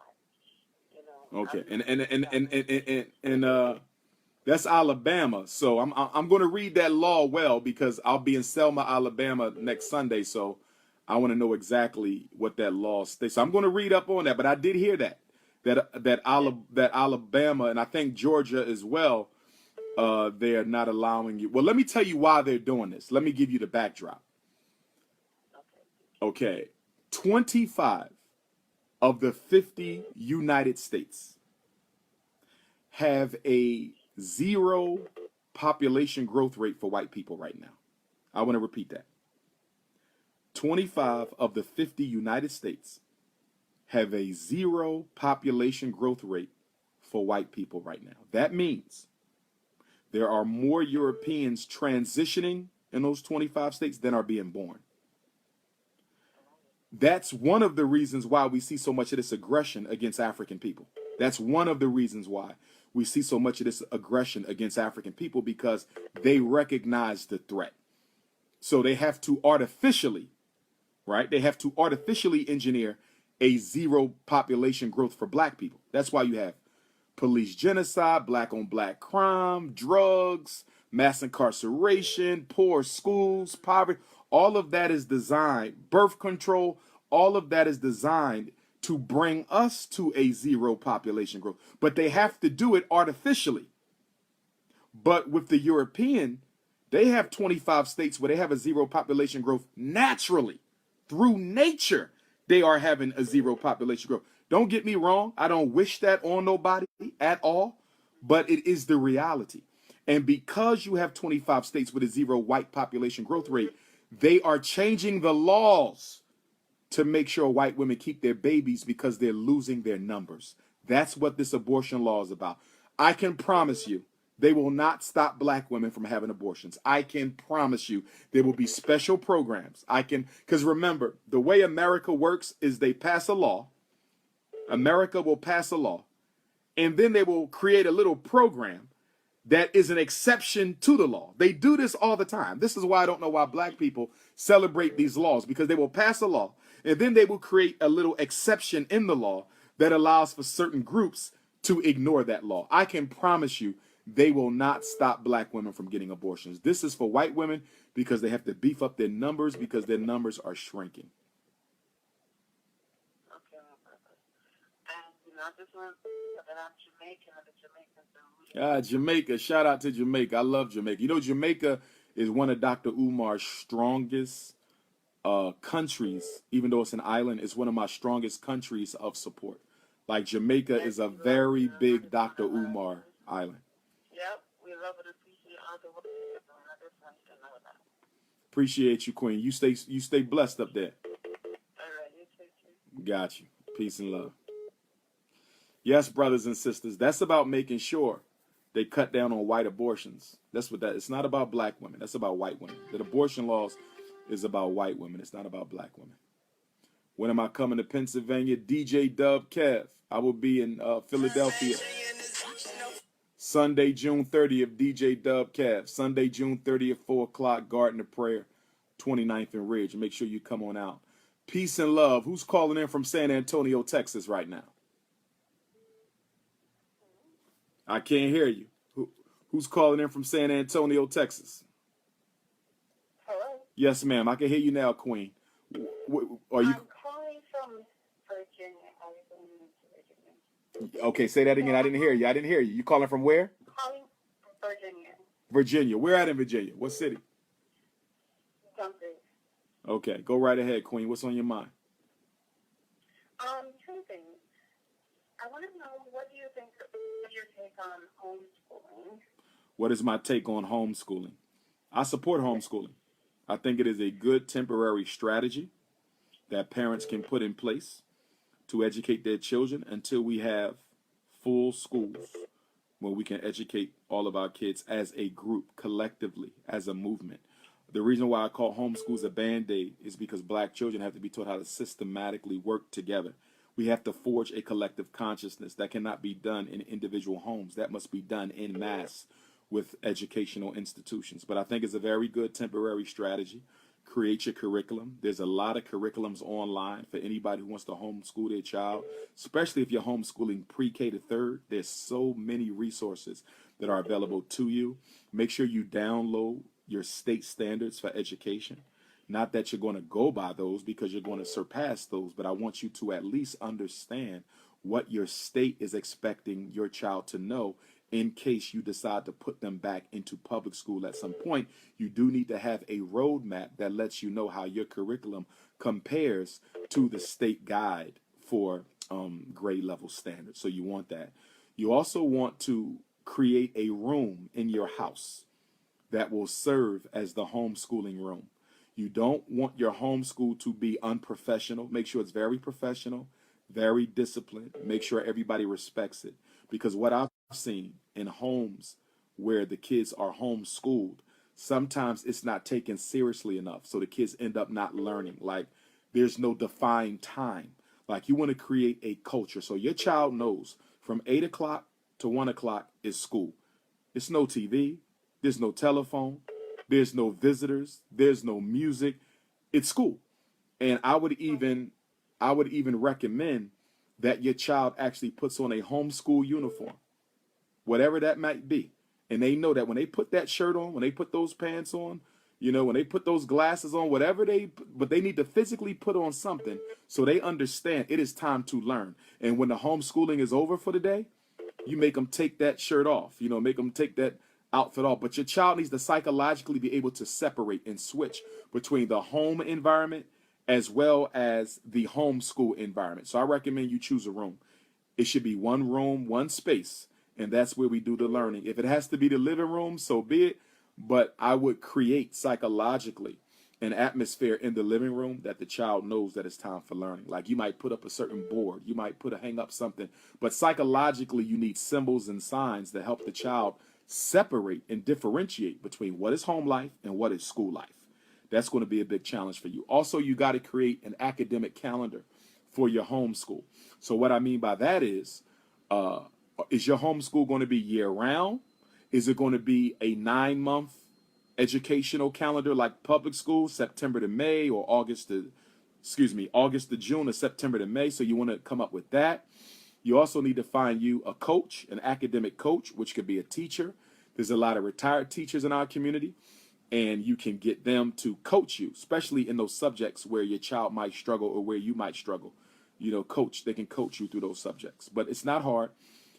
I do homeschool consultations as well. There's also brothers and sisters out there who have different homeschool curriculums, but you can really create your own, especially K to 3. K to 3, you can really create your own. Now, when you get the 4th through 7th, you might need to call on a coach. 4th through 7th, you might want to purchase a curriculum or have somebody consult with you with your curriculum. 9th through 12th, you're definitely going to need extra help. I'm not a big fan of high school homeschools. I am not a big fan of high school homeschools because parents tend not to be proficient in everything that a child needs to learn, on the high school level. But it can still be done. It can still be done. But you got to be disciplined. The biggest challenge of homeschooling is to be disciplined. Too many black parents are not disciplined. You have to have the discipline to not answer your phone, to not run errands, to not have visitors over. You got to have the discipline to focus in on your child. Like, you really got to be disciplined. And a lot of black parents who want to be homeschoolers are not disciplined enough to homeschool their children. But I welcome you to do it. It could be a great experience for your child. I am planning to do it. It's something of course, but the other thing I wanted to ask your opinion on. So I moved a little less than 2 years ago from California, and throughout his public school education, he had been ahead of his class in reading and math, and he was ahead because I do a lot of things at home. And I taught him before he even entered. The thing is, like, when we moved to Virginia, because I was ignorant to what the exempt form and stuff like that as it relates to vaccine. And they pretty much took him to the nurse, and I was like, why did you need to have? And I was talking to her, and she came with a lot. She pretty much, it's like they try to force your hand.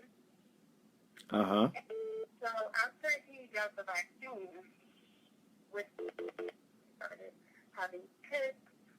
He started, you can see that now that his memory, his thoughts, he doesn't process his thoughts as well and stuff like that. So I'm wondering, like, what do you think about that? What do you think? This is what I want you to do, Quinn. I want you to take my number, and then maybe you can text me that, because I had trouble picking you up. So take my number. Are you able to take down my cell? Sure. You ready?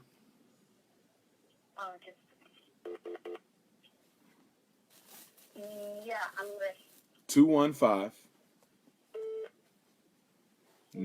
989 9858. 215 989 9858. Okay, so text with you? Yes, ma'am. Text me that, and I will respond to you. Okay, love. Thanks for calling in. Be blessed. All right. Let me, donations. Let me see who been donating. Fresno. Hold on 1 second, Fresno. I'm checking something. Yep. I'm checking something real quick. Yep, I'm here. I got you. Hold on. Make sure y'all keep on donating. Make sure y'all keep on donating. Cash.me/$FDMG school. Cash.me/$FDMG school. Okay. Also, you can donate by mailing in a check or money order payable to FDMG Academy, P.O. Box 9634, Wilmington, Delaware 19809. Fresno, go right ahead. You calling from Fresno, good brother? Yes. Now, Talk to me. I want to know, what do you think of restitution, right? You know how all of our ancestors I'm listening. Yeah, all of our ancestors came from slavery, right? We came from Okay. got destroyed by them. From then until present, we still getting slaughtered by them, right? We know that these people have been a persistent enemy, consistently destroying us, our minds, you know what I mean, our education, keeping us their education. So, seeing how they've been a consistent enemy, and they still don't want to get the institution, right? I feel like if you were a descendant of slaves, you're going to have a white man last name, right? Possibly. Go ahead. So if you had a European last name, that European last name, then you know that there's a white man with that same last name, living nice and wealthy, right? Uh-huh. Those maybe. So it should come from all those people. Restitution, just put it in. Put it in. You know, brothers is happy to be African. Africa can help out with the restitution. Go ahead, put it in. Put it in. You know what I'm saying? I'm with you. I'm with you. For it. If not, like I look at brothers like Farrakhan, right? Mm-hmm. So you know, he was a big Facebook thing. He has a little small following, army or whatever, right? All this time, so I'm a millennial, right? So I'm like a newer generation, right? Right. In the late '80s, right? So the way I look at it is, the same shit that's been going on before I was born is still going on now, and they got all these brothers fighting with each other. Uh-huh. I see Farrakhan just talking constantly. Like, instead of action, you're just going to keep talking and smiling and talking. Or it's like, is something going to happen where the shit's going to change, the dynamics is going to change? Because it's already been proven that protest don't work. Holding up a sign, it don't work. Nonviolent protest, it don't work. Somebody get killed tomorrow, it don't work. Has it ever worked? Well, I think that, number one, and I can't speak for the Honorable Minister Louis Farrakhan, that would take someone from the Nation of Islam, which I don't belong to. But I would say, though, that leaders cannot be blamed for the failures of Black America separate from the people. In other words, the reason Dr. King was so successful, the reason the most honorable Marcus Garvey was so successful is because not only were they great leaders, but they had people who were willing to do the work. You see, so whenever you evaluate Black leadership, you cannot evaluate them in a vacuum. They must be evaluated within the context of the psychological readiness of the people that they're leading. In other words, if you look at us today, right now, I think we are at our weakest state psychologically that we've ever been in America. I believe the psychology... Wait. Let me finish. I ain't done, brother. The psychology of the enslaved African was more ready, more prepared, and stronger than the psychology of the 21st century African. Right now, we are a very weak people mentally today because we have been so dumbed down, social networked, interneted, spoiled. Okay, I look at how spoiled Black men are. I look at how materialistic Black women are. You know, God forbid if a war started today, I don't know how we would respond to that because we're not the men and women we were 50 years ago, 100 years ago, and damn near not 200 years ago. Go right ahead. This is true. I train a lot, right? You know, if you Google anything online, how to shoot weapons, martial arts, right? You see the Europeans constantly doing this shit, training themselves, right? Everything we are, because we too busy drinking, too busy smoking, hanging out, chasing women, chasing whores. You know what I'm saying? Instead of don't call the queens whores, brothers. Don't call the queens whores, brother. They all queens. I didn't call it queen whore. I said chasing whores. The only woman that's a whore to me is a... Okay, I got you, bro. Also, I just want to say that it's important for Black folks to get into coding, programming, telecommunications, right? Yes, sir. Secure communication, right? You're on Facebook. Anything you say on Facebook, we know is tracked. So the white man is probably watching right now. You know, they like watching. They like staring. You know. No doubt. Brother, thank you for that comment. I want to switch to another caller. Appreciate you, Black man. Peace and love. Colleen, Texas. You've been calling for a while. Who am I speaking with? You're speaking with Peace and love, brother. All is well. What's going on down in Killeen, Texas? I've been there once about 3-4 years ago.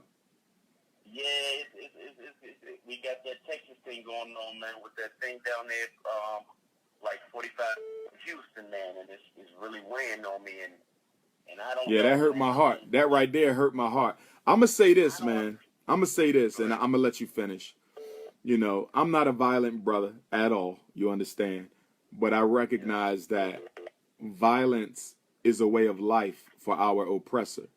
And if you look at our history, the solution to police genocide is obvious, but I don't think black men are willing to accept what that solution is. We know that black leadership and most black mainstream organizations don't want to accept that solution. And it's real simple. The only thing that has ever stopped white genocide against black people was a retaliation that was physical, that challenged the oppressor's right that he felt he had to take away black life. So saying that real simply, black men are going to have to line up shoulder to shoulder with weapons, and we're going to have to march. We're going to have to march to the police district. It's really hard for us because we're coming out of an institution where we don't even know our brother. We don't even like our brother. You know, we're fresh off that and fresh off the knowledge that it's new to us to say, hey, that's my brother. Right. That's my guy over there. That's my brother over there. And the new generation, you know, I mean, I'm not homophobic or anything like that. That's not my thing, you know. But it's really weighing on me that how it's new to us.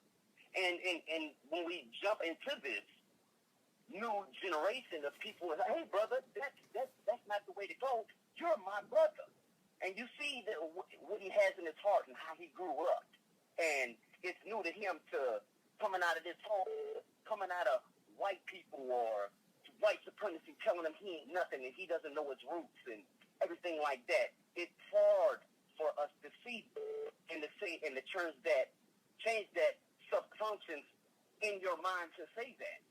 You see what I'm saying, Dr. Umar? I respect you to the higher. Yeah, I agree with you, bro. Utmost level. Thank you. And it's just for a young generation to see this. I mean, people waking up around the world. I mean, everybody has their own philosophy on waking up is. Everybody has their own theory, their own hypothesis on what waking up is. But we're really waking up. But the thing is, to see another black guy walking down the street with a hoodie, Dr. Umar Johnson, I seen this guy ride his bike. In my mind, automatically, I thought, he must be up to no good. Wow. And that's sad for me to subconsciously say that. Right. This guy must be up to no good. He's walking up the street with a hoodie on. It's 80 degrees. What is he up to? Because that's that white supremacy subconscious that I have within me. But how can I change that? That's what we need to inject into the black society now. Okay, why do you think that? We don't have the time to stop and think, why do we think like that? Right, because we're operating on conditioned reflexes and conditioned responses. See, the whole black unconscious, our subconscious, has been totally programmed by white supremacy. Totally. That's why when we become woke, when somebody says I'm woke or I'm conscious, they're only conscious of what they're conscious of. They're not conscious of what they're unconscious of. That's why you can be conscious, you can be well-read, you can be African-centered, and you can still disrespect another black man. Why? Because your consciousness is skin deep. Your consciousness is only about the information that you have learned. It has nothing to do with your conditioned reflexes and your conditioned responses. 90% of all human emotion, thought, and behavior. 90% of all human emotion, thought, and behavior is a result of indoctrination. It is the unconscious programming that dictates how we act. So it doesn't matter how woke we become until we make the unconscious conscious so that we can reprogram it. Until you reprogram the collective unconscious of African people, you will never see a revolution in African reality because the woke part is only 10%. 10% of us are woke. I don't mean 10% of us as people. I mean 10% of your consciousness is woke. The other 90% is still Europeanized. And that's where we're messing up. This is why we think we can read a couple books about black history and think we're not slaves no more. Do you realize that Sheikh Anta Diop, probably the greatest African scholar of modern history, he was the greatest African anthropologist, historian, Egyptologist. He was married to a white woman, Ivan van Sertima, who is second only to Sheikh Anta Diop and probably second to Dr. Ben. Ivan van Sertima had a white wife as well. These are two of the greatest African minds, two of the greatest African researchers, two of the greatest African historians, and they still had white women. You know why? Because the woke part was only 10%. That was all prefrontal cortex. That unconscious, that memory was totally Europeanized, which is why that's why at the Frederick Douglass Marcus Garvey Academy, brother, we ain't just piling on information. We got to get at the information that's already there. Bring the trash can, the proverbial trash can, and dump out all that European programming. That's why I love when Frederick Douglass said, it is better to raise strong children than to repair broken men. It is better to raise strong children than to repair broken men, because we don't understand that we are being dictated to by our unconscious, not our conscious. Dr. Umar, I have another subject to bring up. Go ahead. Be quick, bro, because I got a lot of folks calling in. Go right ahead. I know. Go ahead. But for you to take so long to raise your money for your school, and we have all these people in the NBA, in the NFL, that's millionaires. Yes. It saddens me. It saddens me for you to go through this extent. I think it took you like 2 years, 2.5. 4.5. 4.5. 4.5 years to raise that much money for a school, and 80 and 90% fail in NBA is black people. And I just went crazy talking to people like, how could this be? And you only raise this one for one school. Yes. We need this it's enough people out there in the NBA and NFL for us to have our own state. Yes. Our own state, Dr. Umar Johnson. Absolutely. So for you to go through this to raise your school, it's mind blowing. It just shows me how much we don't look out for each other, how much it's just so far and so on. We 300 years behind. I watch fellas. We 300 years behind, and they just sitting up here eating tea and scrumpet and just living their life while we're catching up. That's all I wanted to do. Talk to you right quick, Dr. Umar. Appreciate you, brother. Thank you for giving thank you, brother. Make sure you stay in touch with me, brother. Oh, yeah, no problem, Dr. All right, now.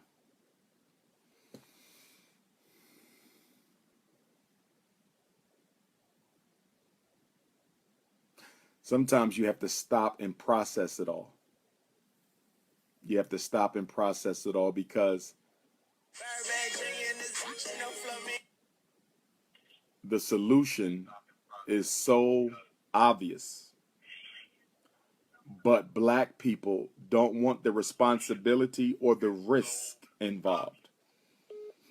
I want to make sure y'all understand this. Black people don't want the responsibility of liberation, and we don't want to take the risks in order to obtain it. Let me say this again. Black people don't want the responsibility of liberation. Hold on one second, please. Hold on one second. Black people don't want the responsibility of liberation, and we don't want to take the risk. I want to make sure we understand the R&R. I want to make sure we understand the R&R. Black people don't want the responsibility, especially the financial.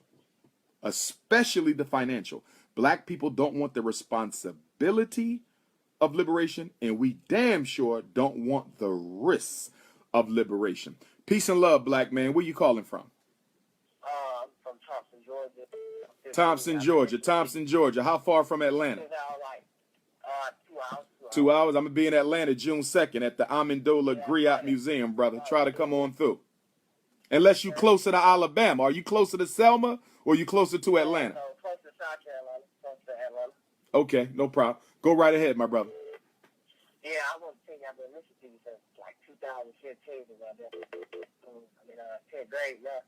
And I want to ask you what you think about Dr. Polight Muhammad, because I've been listening to him too lately. Wait, speak up, brother. You're a little muffled. You're a little muffled. Make sure you're not leaning on.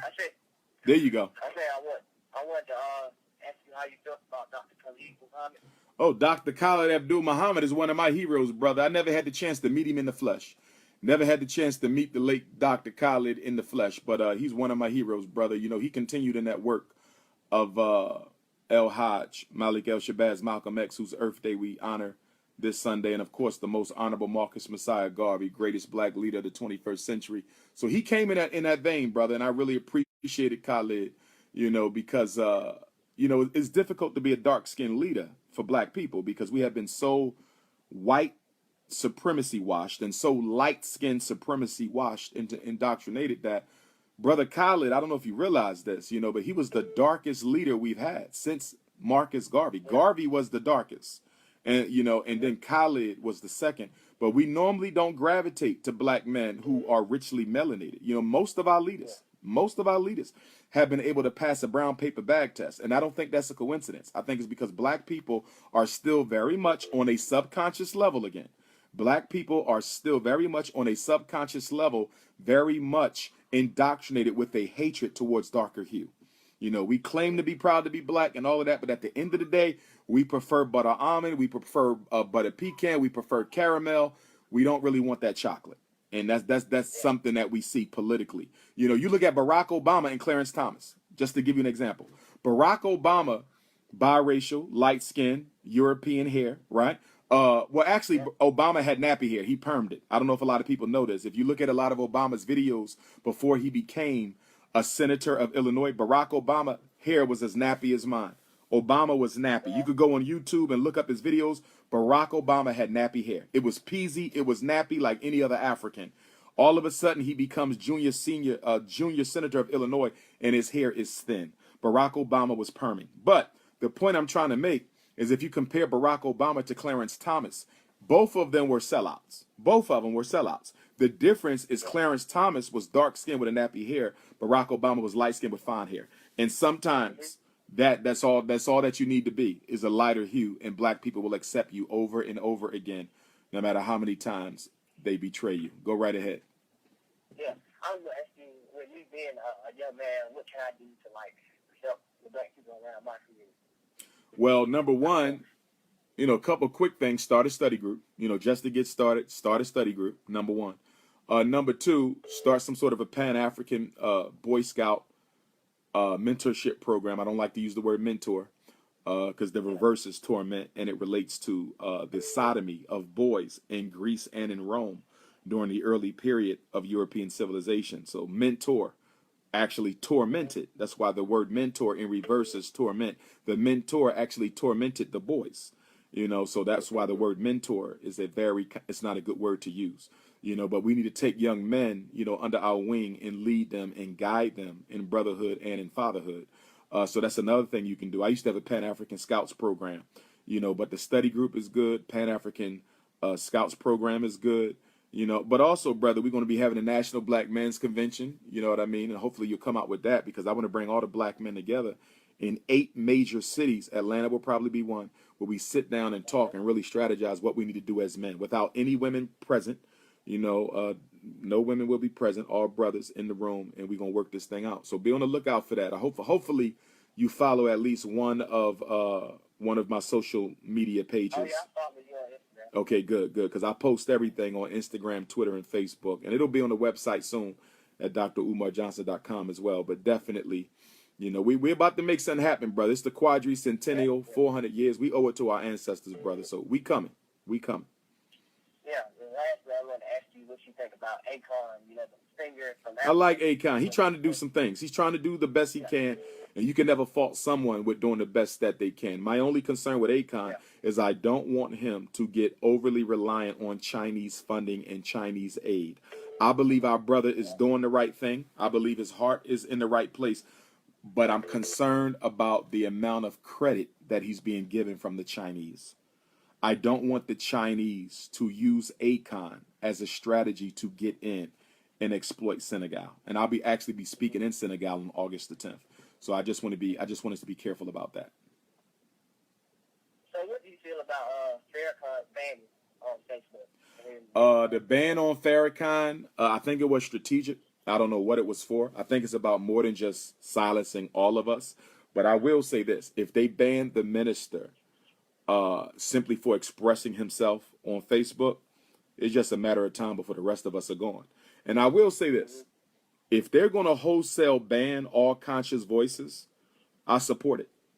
If they're going to wholesale ban all conscious voices, I'm going to support it. And I'm going to support it for two reasons. Number one, we should already have our own platforms to disseminate our message to the world. All of the intelligent black men and women that we have in the IT world, we should have our own Facebook. We should have our own Instagram. We should have our own Snapchat. We should have our own Twitter. We shouldn't even be on these European controlled platforms in the first place. So I support it. That's the first reason. The second reason I support it is I think black people are spending too much time on social network. Like, I go live, right? But I barely go live. This is the first time I've done a seminar on Facebook in about 2 or 3 months, separate from the Black Parent teleconferences. I haven't been on 2 or 3 months. And the reason for that, I'm building. We have 2 schools in Wilmington, Delaware that we're trying to get ready. And I just think too much of good African mind and power and energy and intelligence is wasted because we spend our whole life on Facebook. Like, there's people who never get off YouTube. Never. They never get off Instagram. Like, it's their whole life. They go to work, they eat, they take a shit, and they get on Instagram. They work, they eat, they feed their kids, they put them to sleep, they get on YouTube. The most important resource in a revolution is time. The most important resource in a revolution is time. And we are not making the best use of our time. We are literally wasting thousands of hours a week on senseless YouTube. And the reason we think it's okay is because it's conscious chit chatter. It's conscious intellectual masturbation. You know, it's conscious conversation without an agenda. You know, it's the rebel without a cause. You see, it's the YouTube without a pause. And then when you look at the various YouTube personalities that are out there, they don't do any work in the community. None of. Give me the top 10 black so-called woke YouTubers. You can't name one thing that they're doing in the community. I'm not talking about documentaries and debates. That's hustling. I'm talking about in the community. You can't name one thing that they're building or changing in the community for black. It's all talk for the monetization of YouTube money. That's all it is. And I just try with my example, I just try to be as much of a alternative to that as possible. And I think we've begun to give our people an alternative with the purchase of the Frederick Douglass Marcus Garvey Academy, but we have to continue to go forward. So do you ever fear that, like, black people will fail and then the white man will succeed? Anything that you're doing is in vain? Do you ever feel like that? No. And I'm going to tell you why. I'm going to read you a quote.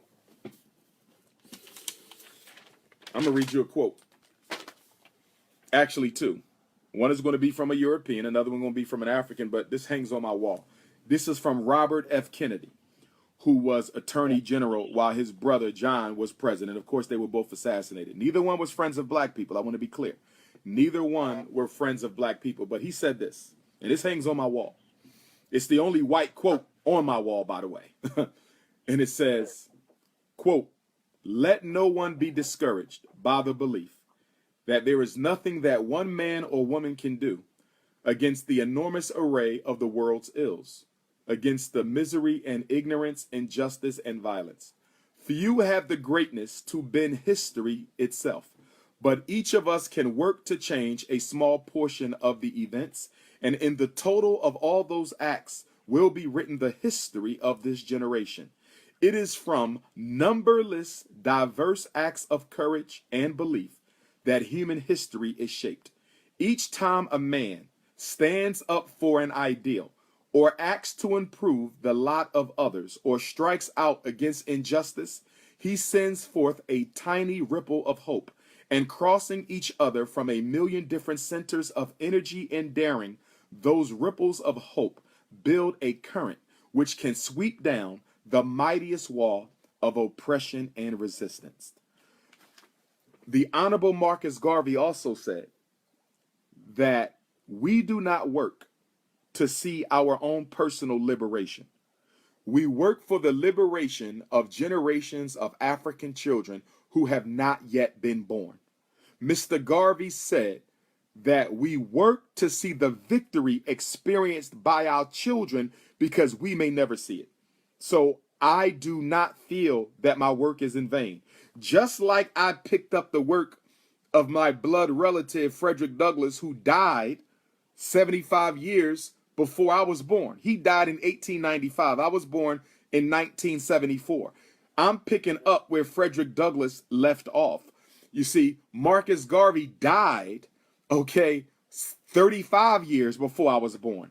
I'm picking up where they left off. And when I'm dead and gone, 100 years from now, another young black man will come across my book and he will pick it up and he will read this book and he will say, who was this guy? Dr. Umar Johnson. You understand? And then he will go on YouTube, if there's still a YouTube by then.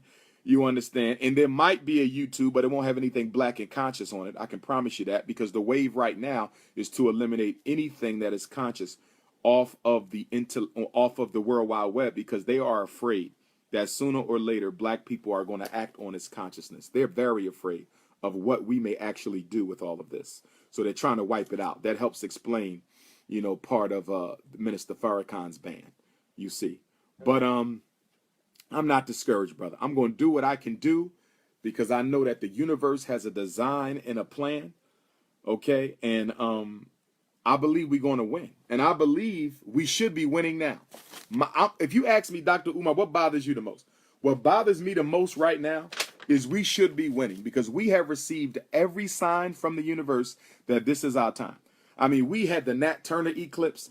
We just had another eclipse. We lived through a millennial. We lived through a new century. We're living through the 400 years, the quadricentennial of our people's sojourn in America, which we're told, according to Hebrew prophecy in the Bible, should be the end of our oppression. I mean, if you just read between the lines, it is obvious that if the black man and woman decides to free themselves, the universe will come to our aid. The universe will come to our aid, but we're not doing anything to free ourselves. We're sitting on YouTube, making videos, talking black talk, not getting out in the streets. We're talking, running our mouths, and we're not building anything. And I don't say this to be arrogant. I don't say this to be arrogant at all. But I'm the only one of my generation, the only one to have produced an institution. You understand? I'm the only one in my generation to have produced an organization to change things for our children. You understand? So I'm not the be all and end all. I'm not everything. I still got a lot more to go. But if you're comparing me to these people on YouTube, I'm a god compared to them. I'm an absolute god compared to them, because none of them have done even 1% of the real work. Because I don't consider YouTube videos work. I don't consider documentaries work. I don't consider debates work. That is not work. Work is getting in the streets and organizing and fighting to change things. And if you are to compare me to that and compare me to them, I'm a god in the conscious community. And I say that with humility. Yeah. Well, that's all I want. Dr. Umar, I think you're a great inspiration to me, and I hope God be with you. Thank you, black man. Stay strong, and I hope to see you at one of the black men conventions soon. I hope so. Will do, brother. Yes, indeed. Yes, indeed. Brothers and sisters, I have kept you for too long. This is what I'm about to do. I'm about to tap out for a little while, and then I'm going to come back on.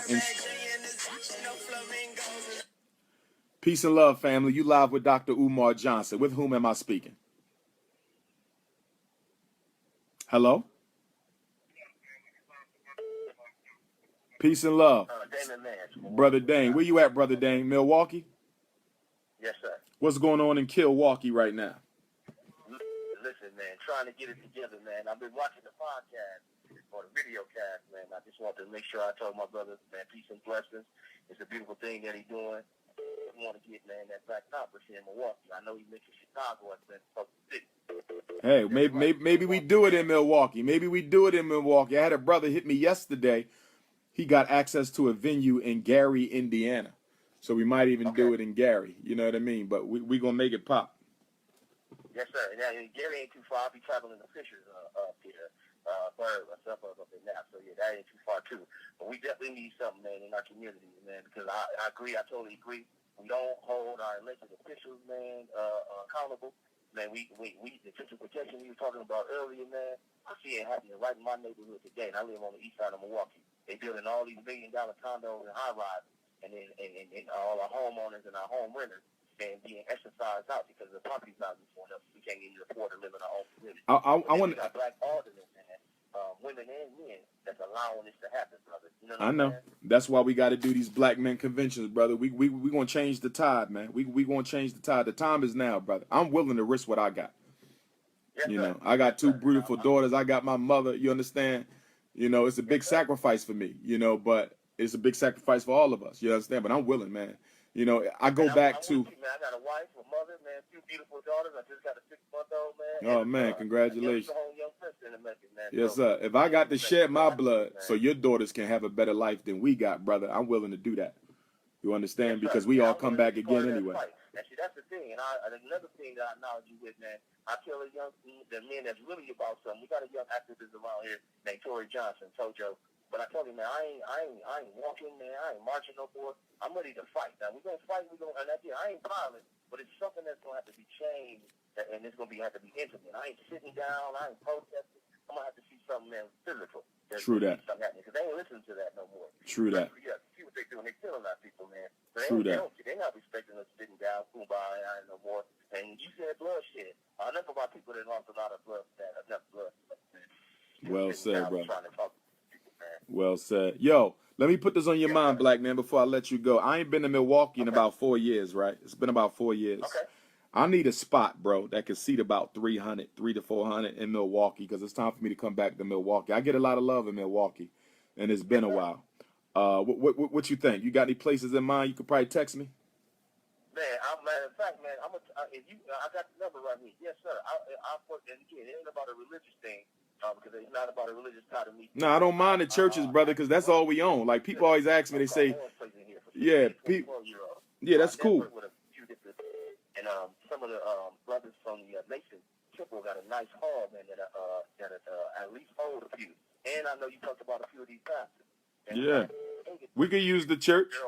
We could use the Mason Hall. Whatever we got to use, we could use that.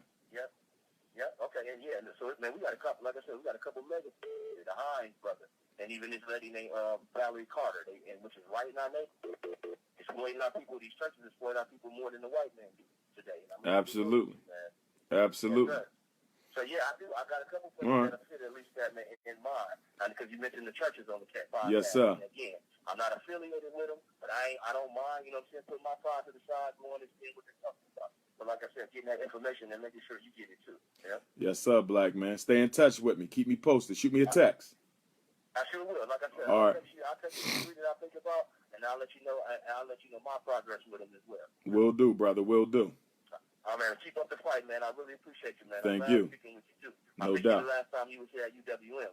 Oh, yes, sir. Yes, sir. Yes, sir. Yeah. For my people got to make it down there. But man, like I said, I'm with it, man. I'm with the fight, man. I appreciate brothers like yourself willing to sacrifice, because I think that's another thing. We ain't got enough brothers willing to sacrifice. They material, you know what I'm saying, or they position and where they at for the real. And I applaud brothers like yourself. Will do, brother. I can do to be part of that. Please, man, make sure I'm part of it, bro. Got you. Be blessed, brother. Sir, yes, sir. All right, now. Blessings, man. All right, Peace and love. Peace and love. Let me reiterate my upcoming dates and projects as we prepare to wind down. I enjoyed spending this time with you. How long we been live? Facebook, how long we been live? I don't know.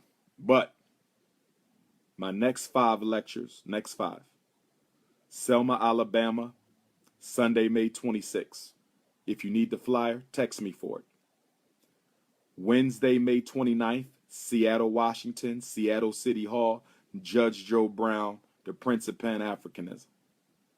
Sunday, June 2nd, Atlanta, Georgia, at the Aminola Afrocentric Griot Museum, okay, on Dargan Place. Wilmington, Delaware, June 8th and 9th, National Independent Black Parent Association. I hope y'all come to that. That's the most important one. Come to Wilmington and get trained to learn how to protect your child. Even if you don't start a chapter, come and learn how to protect your child. That's only 3 weeks from now. You only got 3 weeks. Y'all need to be there. Y'all call me. Y'all fill up my voicemail. You don't know what to do about your child's situation. Why not love your child enough to come and learn before the problem starts? Why not love your child enough to come and learn before the problem starts? Why not love your child enough to come and learn about the problem before it starts? June 8th and 9th, NIBPA, Wilmington, Delaware. If you're flying in, 20 minutes from Philadelphia International Airport. If you're flying in, 20 minutes from Philadelphia International Airport. Okay? And then Philadelphia, the last Sunday of June. We kicking off the summer in Philadelphia. We are kicking off the summer in Philadelphia, Pennsylvania. Sunday, June 30th, 4 o'clock, doors at 2, at the Garden of Prayer, 29th and Ridge. Okay, get your tickets at drumarjohnson.com. I also have my t-shirts for sale. The new line is up, clothing line. Get your Unapologetically African t-shirts right now. We got a special Juneteenth promotion. Go to drumarjohnson.com. We got a special Juneteenth promotion right now. Hashtag African Family First. Hashtag AFF. Go to drumarjohnson.com. Click on the merchandise. And then put in hashtag AFF. And get your 15% discount. I want to see all my sisters in the lady tee at my next lecture. I want to see all my sisters wearing the Dr. Umar lady tee at the next lecture. Keep the donations coming. Speaking of donations, let's see how we living. Let's see how we living. Wow. Thank you, brothers and sisters. We have raised $1,655 since we've been on the live today. Thank you. $1,655. If you can't hear me, go to Facebook, Dr. Umar Ifatunde. If you can't hear me, Instagram, go to Facebook. $1,655 today. Okay. $1,655 today. All right. Now I need to find out how I can see all the donors, right? How can I see everybody who donated? Here we go. Trisha Hunter, $25. Thank you, Sister Trisha. Sister Clarissa. Wait a minute. Oh, no. She requested money. How you going to request? Sister Trisha, $25. Sister Sonia, $10. Sister Marlene, $50. Brother Gary, $10. Sister Listeria, $20. Brother Alden, $20. Montrese, $10. Larry C., $20. Karana Pinkins, $20. Sanford Johnson, $10. Tanit Lang, $50. Terry Jr., $5. Khalil Aman, $10. Ibrahim Freeman, $5. Rasta Josiah, $9. Christopher, $20. Thomas, $5. Khalil Aman, $2. Jamal Thomas, $20. Tashana Ashford, $2. Kareem, $5. Kilo, $20. Ryan Brown, $25. BBIC, $1. Asia, $5. Chris Carnegie, $25. Elaine, $25. Maya, $100. Avery Rowe, $10. Brandon Cherry, $10. Kiera Warren, shout out to Sister Kiera, $20. Chris Carnegie, $25. Armani Brown, $20. Oluwatosin, $10. Justin Parker, $3. Terry Jr., $10. Lucy Charles, $10. Wilhelmina, $20. Renee, $25. Christina, $10. Demario, $1. Morgan, $5. Joseph, $50. Anthony, $10. Brandon, $30. The One, $25. Felicia, $30. Frank, $20. Anissa, $10. Brandon, $10. Jamel, $5. Renee, $25. Jesse, $5. Indisha, $20. Cordell, $5. Roscoe, $1. Brother Jeffrey, donor of the day, $500. Ebony, $50. Tony, $5. Nelson, $10. Riva, $1. Dollars, $20. Flyers, $5. Corey, $20. Pamela, $25. Demario, $5. Inez, $50. Milton, $100. Thank you, brother Milton. 100. Avery, $10. Marcus, $50. Javed, $5. Jumping Bunnies, $100. Aretha, $50. Cortez, $2. Eric, $7. Austin, $5.66. Dustin, $10. Patterson, $200. Shout out to Patterson. Natasia, $5. Kevin, $25. Freddie Womack, $51. Shama Yomans, $10. Simba, $1. Lex, $20. Sharon Thomas, $25. Kevin Cooper, $5. Taniqua, $100. Thank you, Taniqua. Danielle, $5. Empress, $60. Beatrice, $20. Karen, $8. Dollars, $20. The Great T.I. Inc., $20. Bernard, $20. Kenya, $20. Anthony, $5. Felicia, $20. Najija, $50. Thank you, Queen. Rasheen, $5. Leon, $50. Jabbar, $50. Markin, $10. Mizzle, $10. Renee, $20. Deontay, $5. John, $50. Stanley, $20. Adrena, $10. Dempsey, $50. Trayon, $75. Thank you, Trayon. Key, $2. James, $300 on April 29th. James Barrett, thank you. Lex, $20. Nelton, $5. Leon, $50. Sabrina Johnson, $50. Stephen, $20. Steve Harvey, $20. Was that the real Steve Harvey that gave me $20? I don't think so. Marcus, $20. Anthony, $1. Connor, $50. Pedro Mendoza, my Afro-Latino brother. Thank you, brother. $50. We're going to have them Afro-Latino boys at the school, too. Shout out to the Afro-Ricans and Cubans and Dominicans. Ade, $15. Nick, $20. Nakia, $100. Shout out to Sister Nakia, $100. John Miller, $20. Fritz, $100. Thank you, Fritz. National Conservative something, $10. Thank you. Yvonne, $25. Anthony, $10. Anthony, $24. Peter Campbell, $30. Thomas, $20. Anthony, $5. Shayla, $25. Marquise Blue, highest Cash App donor so far, $3,000. Marquise Blue, $3,000. Shout out to Marquise. Shout out to Marquise. He's the highest donor so far, Cash App, FDMG history. Brother Jeff, $500, the second highest donor. And we got a bunch of 100s. Anthony, $5. Stephen, $16. Thomas, $25. Devon, $100. Osai, $1. Bobby, $3. Anthony, $5. Anthony, $15. Mizzle, $15. Nathaniel, $20. Saeed, $20. Balanji, $20. Aunt Dobbs, $20. Zakia, $25. Thank you, Sister Zakia, who first brought me out to the Dayton area. Derek, $10. Fred, $25. Kenya, $20. Jonathan, $20. Rochelle Muhammad, salam alaikum, Queen, $5. Dallas Webb, $20. Marlon, $20. Josh, $10. Antoinette, $25. Anthony, $5. Willie, $10. Anthony, $10. Okay, Nicole, $250. Jamaica Harris, $50. Anthony, $8. Tavares, $30. Cameron, $25. Chris Scott, $100. Johnny, shout out to Johnny, $5. I'm going to see you in Ghana, Johnny. I think he's still going with us to Ghana. He went with us last year. Shawnee, Sister Shawnee out of Baltimore. Thank you, love. Appreciate you. $50 from Sister Shawnee.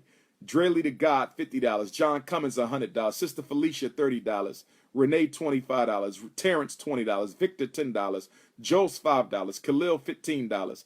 Kaye Muhammad, salam alaikum, $15. Patterson, $200. Orlando, $20. Cameron, $25. Barry, $50. Sister Shannon Hill, my Tulsa, Oklahoma City host, Sister Shannon, $25. When you reach out about Oklahoma and Tulsa, Oklahoma City, that's Sister Shannon right there. Take care of her. She's a real good sister. Alex is $10. Pedro's $50. Rodney, $50. Kenya, $5. Dwayne, $25. Bricks, $10. Amber, $10. Jason, $25. Renee, $25. Nasia, $50. Kenya Jordan. It's so many of y'all. Thank you for the love. Thank you for the love. Thank you for the love, y'all. Keep them coming. We trying to raise $1 million. If you ain't made your donation, make your donation. Donate to the school. Shockumentary. If you live in Maryland, Delaware, Pennsylvania, New Jersey, or D.C., Maryland, Delaware, Pennsylvania, New Jersey, or D.C., we're going to start interviewing for the documentary next month. Text me if you have a shockumentary, 1 paragraph, or email me a page. Text me a paragraph about your testimonial. It could be about special ed, Ritalin, ADHD, racism, juvenile detention, genocide, suicide, retention, disrespect from school staff towards black children and parents. If you have a good story that our people need to know about. This is going to be the most significant school to prison pipeline documentary ever done. The most significant school to prison pipeline documentary ever done. You could be a teacher, cop, probation officer, community activist. If you have a story, text me or email me, drumarjohnson@yahoo.com or 215-989-9858, 215-989-9858. Selma, next Sunday. Seattle, next Wednesday. Atlanta, 2 Sundays. Philadelphia, July 30th. Charlotte, July 6th. Hempstead, New York, July 14th. It's going down. The Prince is here. Donate, donate, donate. One love.